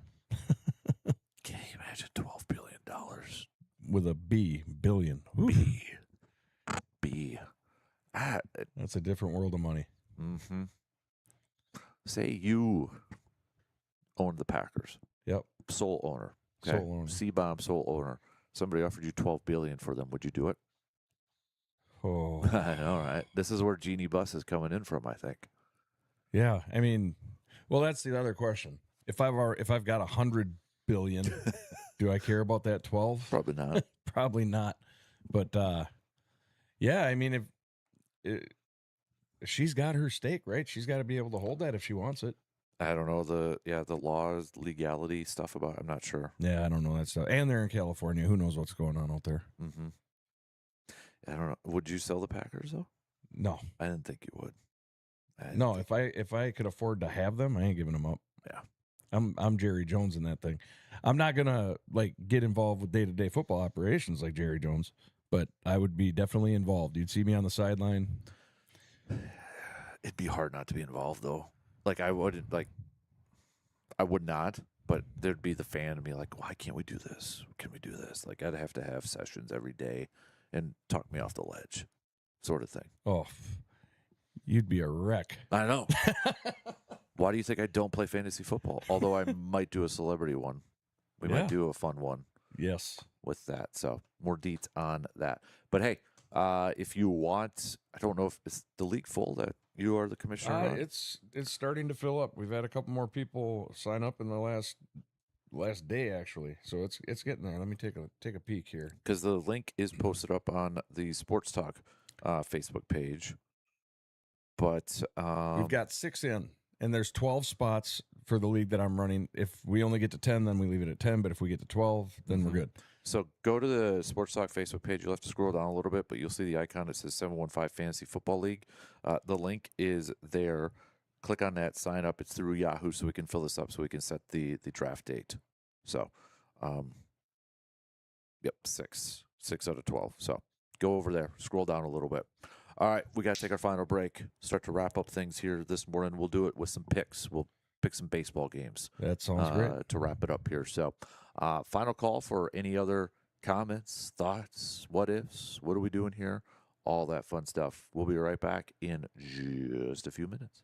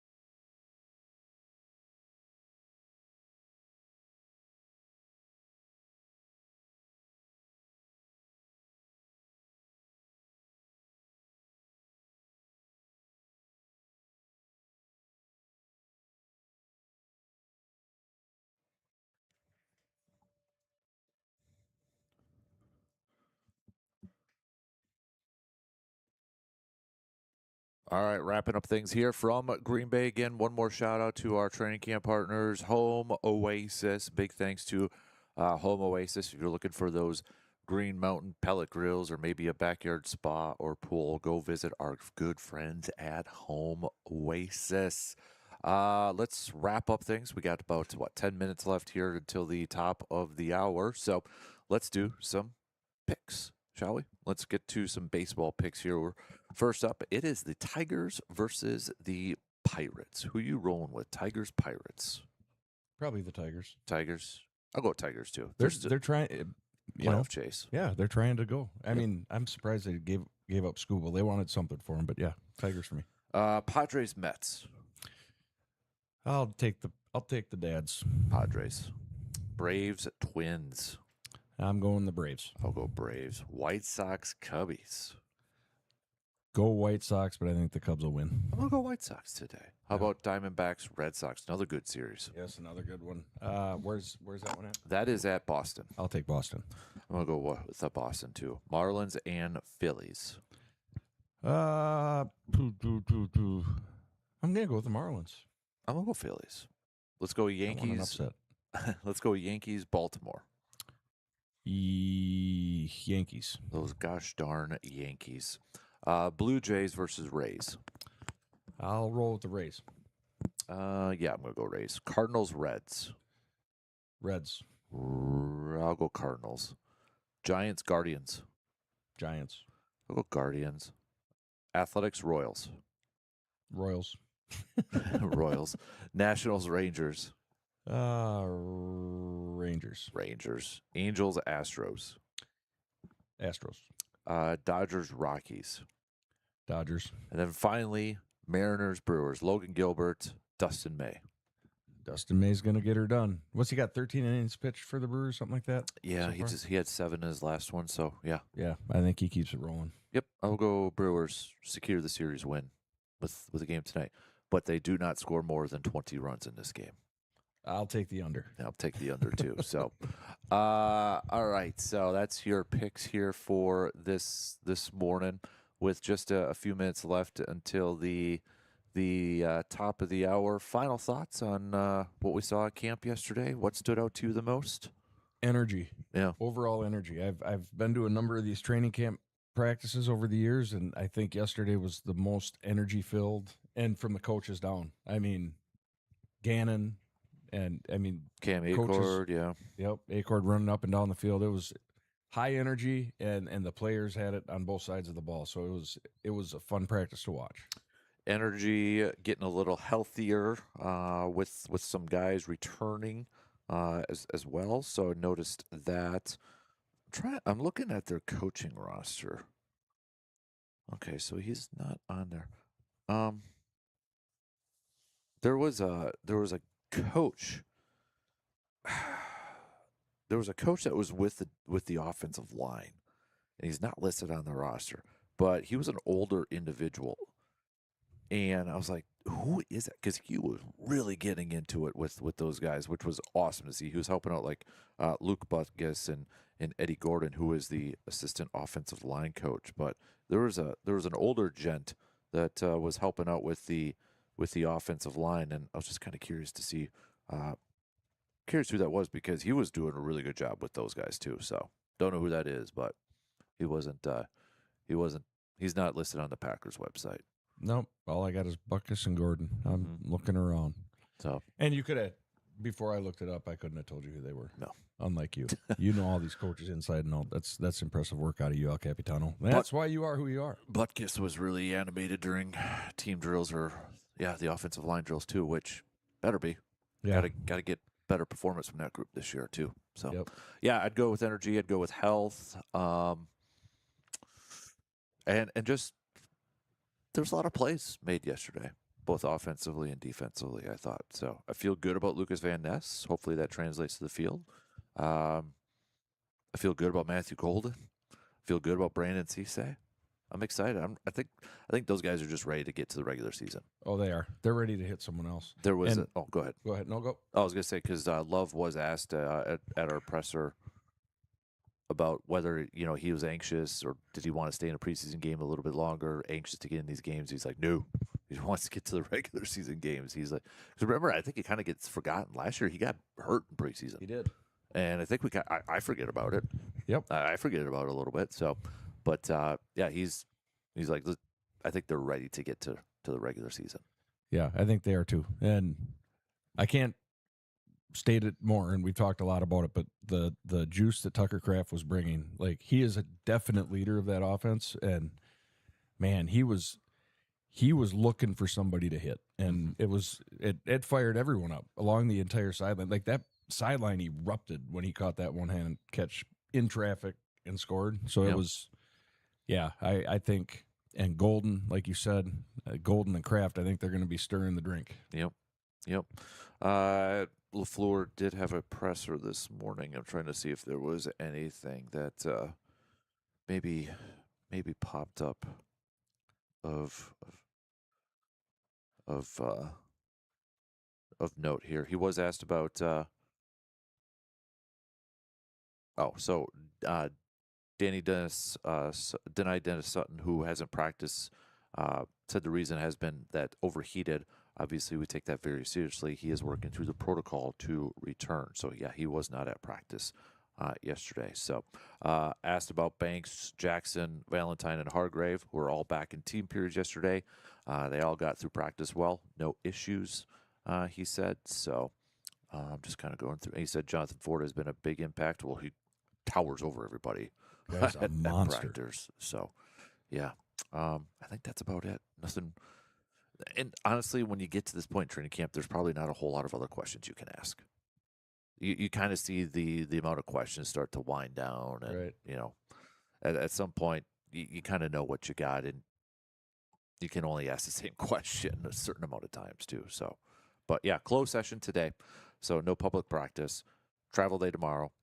Game Friday nights against the Denver Broncos, and then we're on to Arizona. Which next week this place is probably gonna be packed because it's joint practices. Oh yeah, with the Cardinals. So be brother versus brother. that'll be a good one. So the teams will have. I'm sure they'll have a pretty cool practice. Jonathan Gannon going up against his former team. Could he Yep. be a little, I'm curious if his defense gets a little testy with the offense, and maybe there's some chirping or fighting. Come on now, That'll he be can interesting. downplay it, but we're all humans, right? Oh yeah, absolutely. You want to stick it to them. Right. Yeah. So before the hour quits here, what are you going to be looking for Friday night?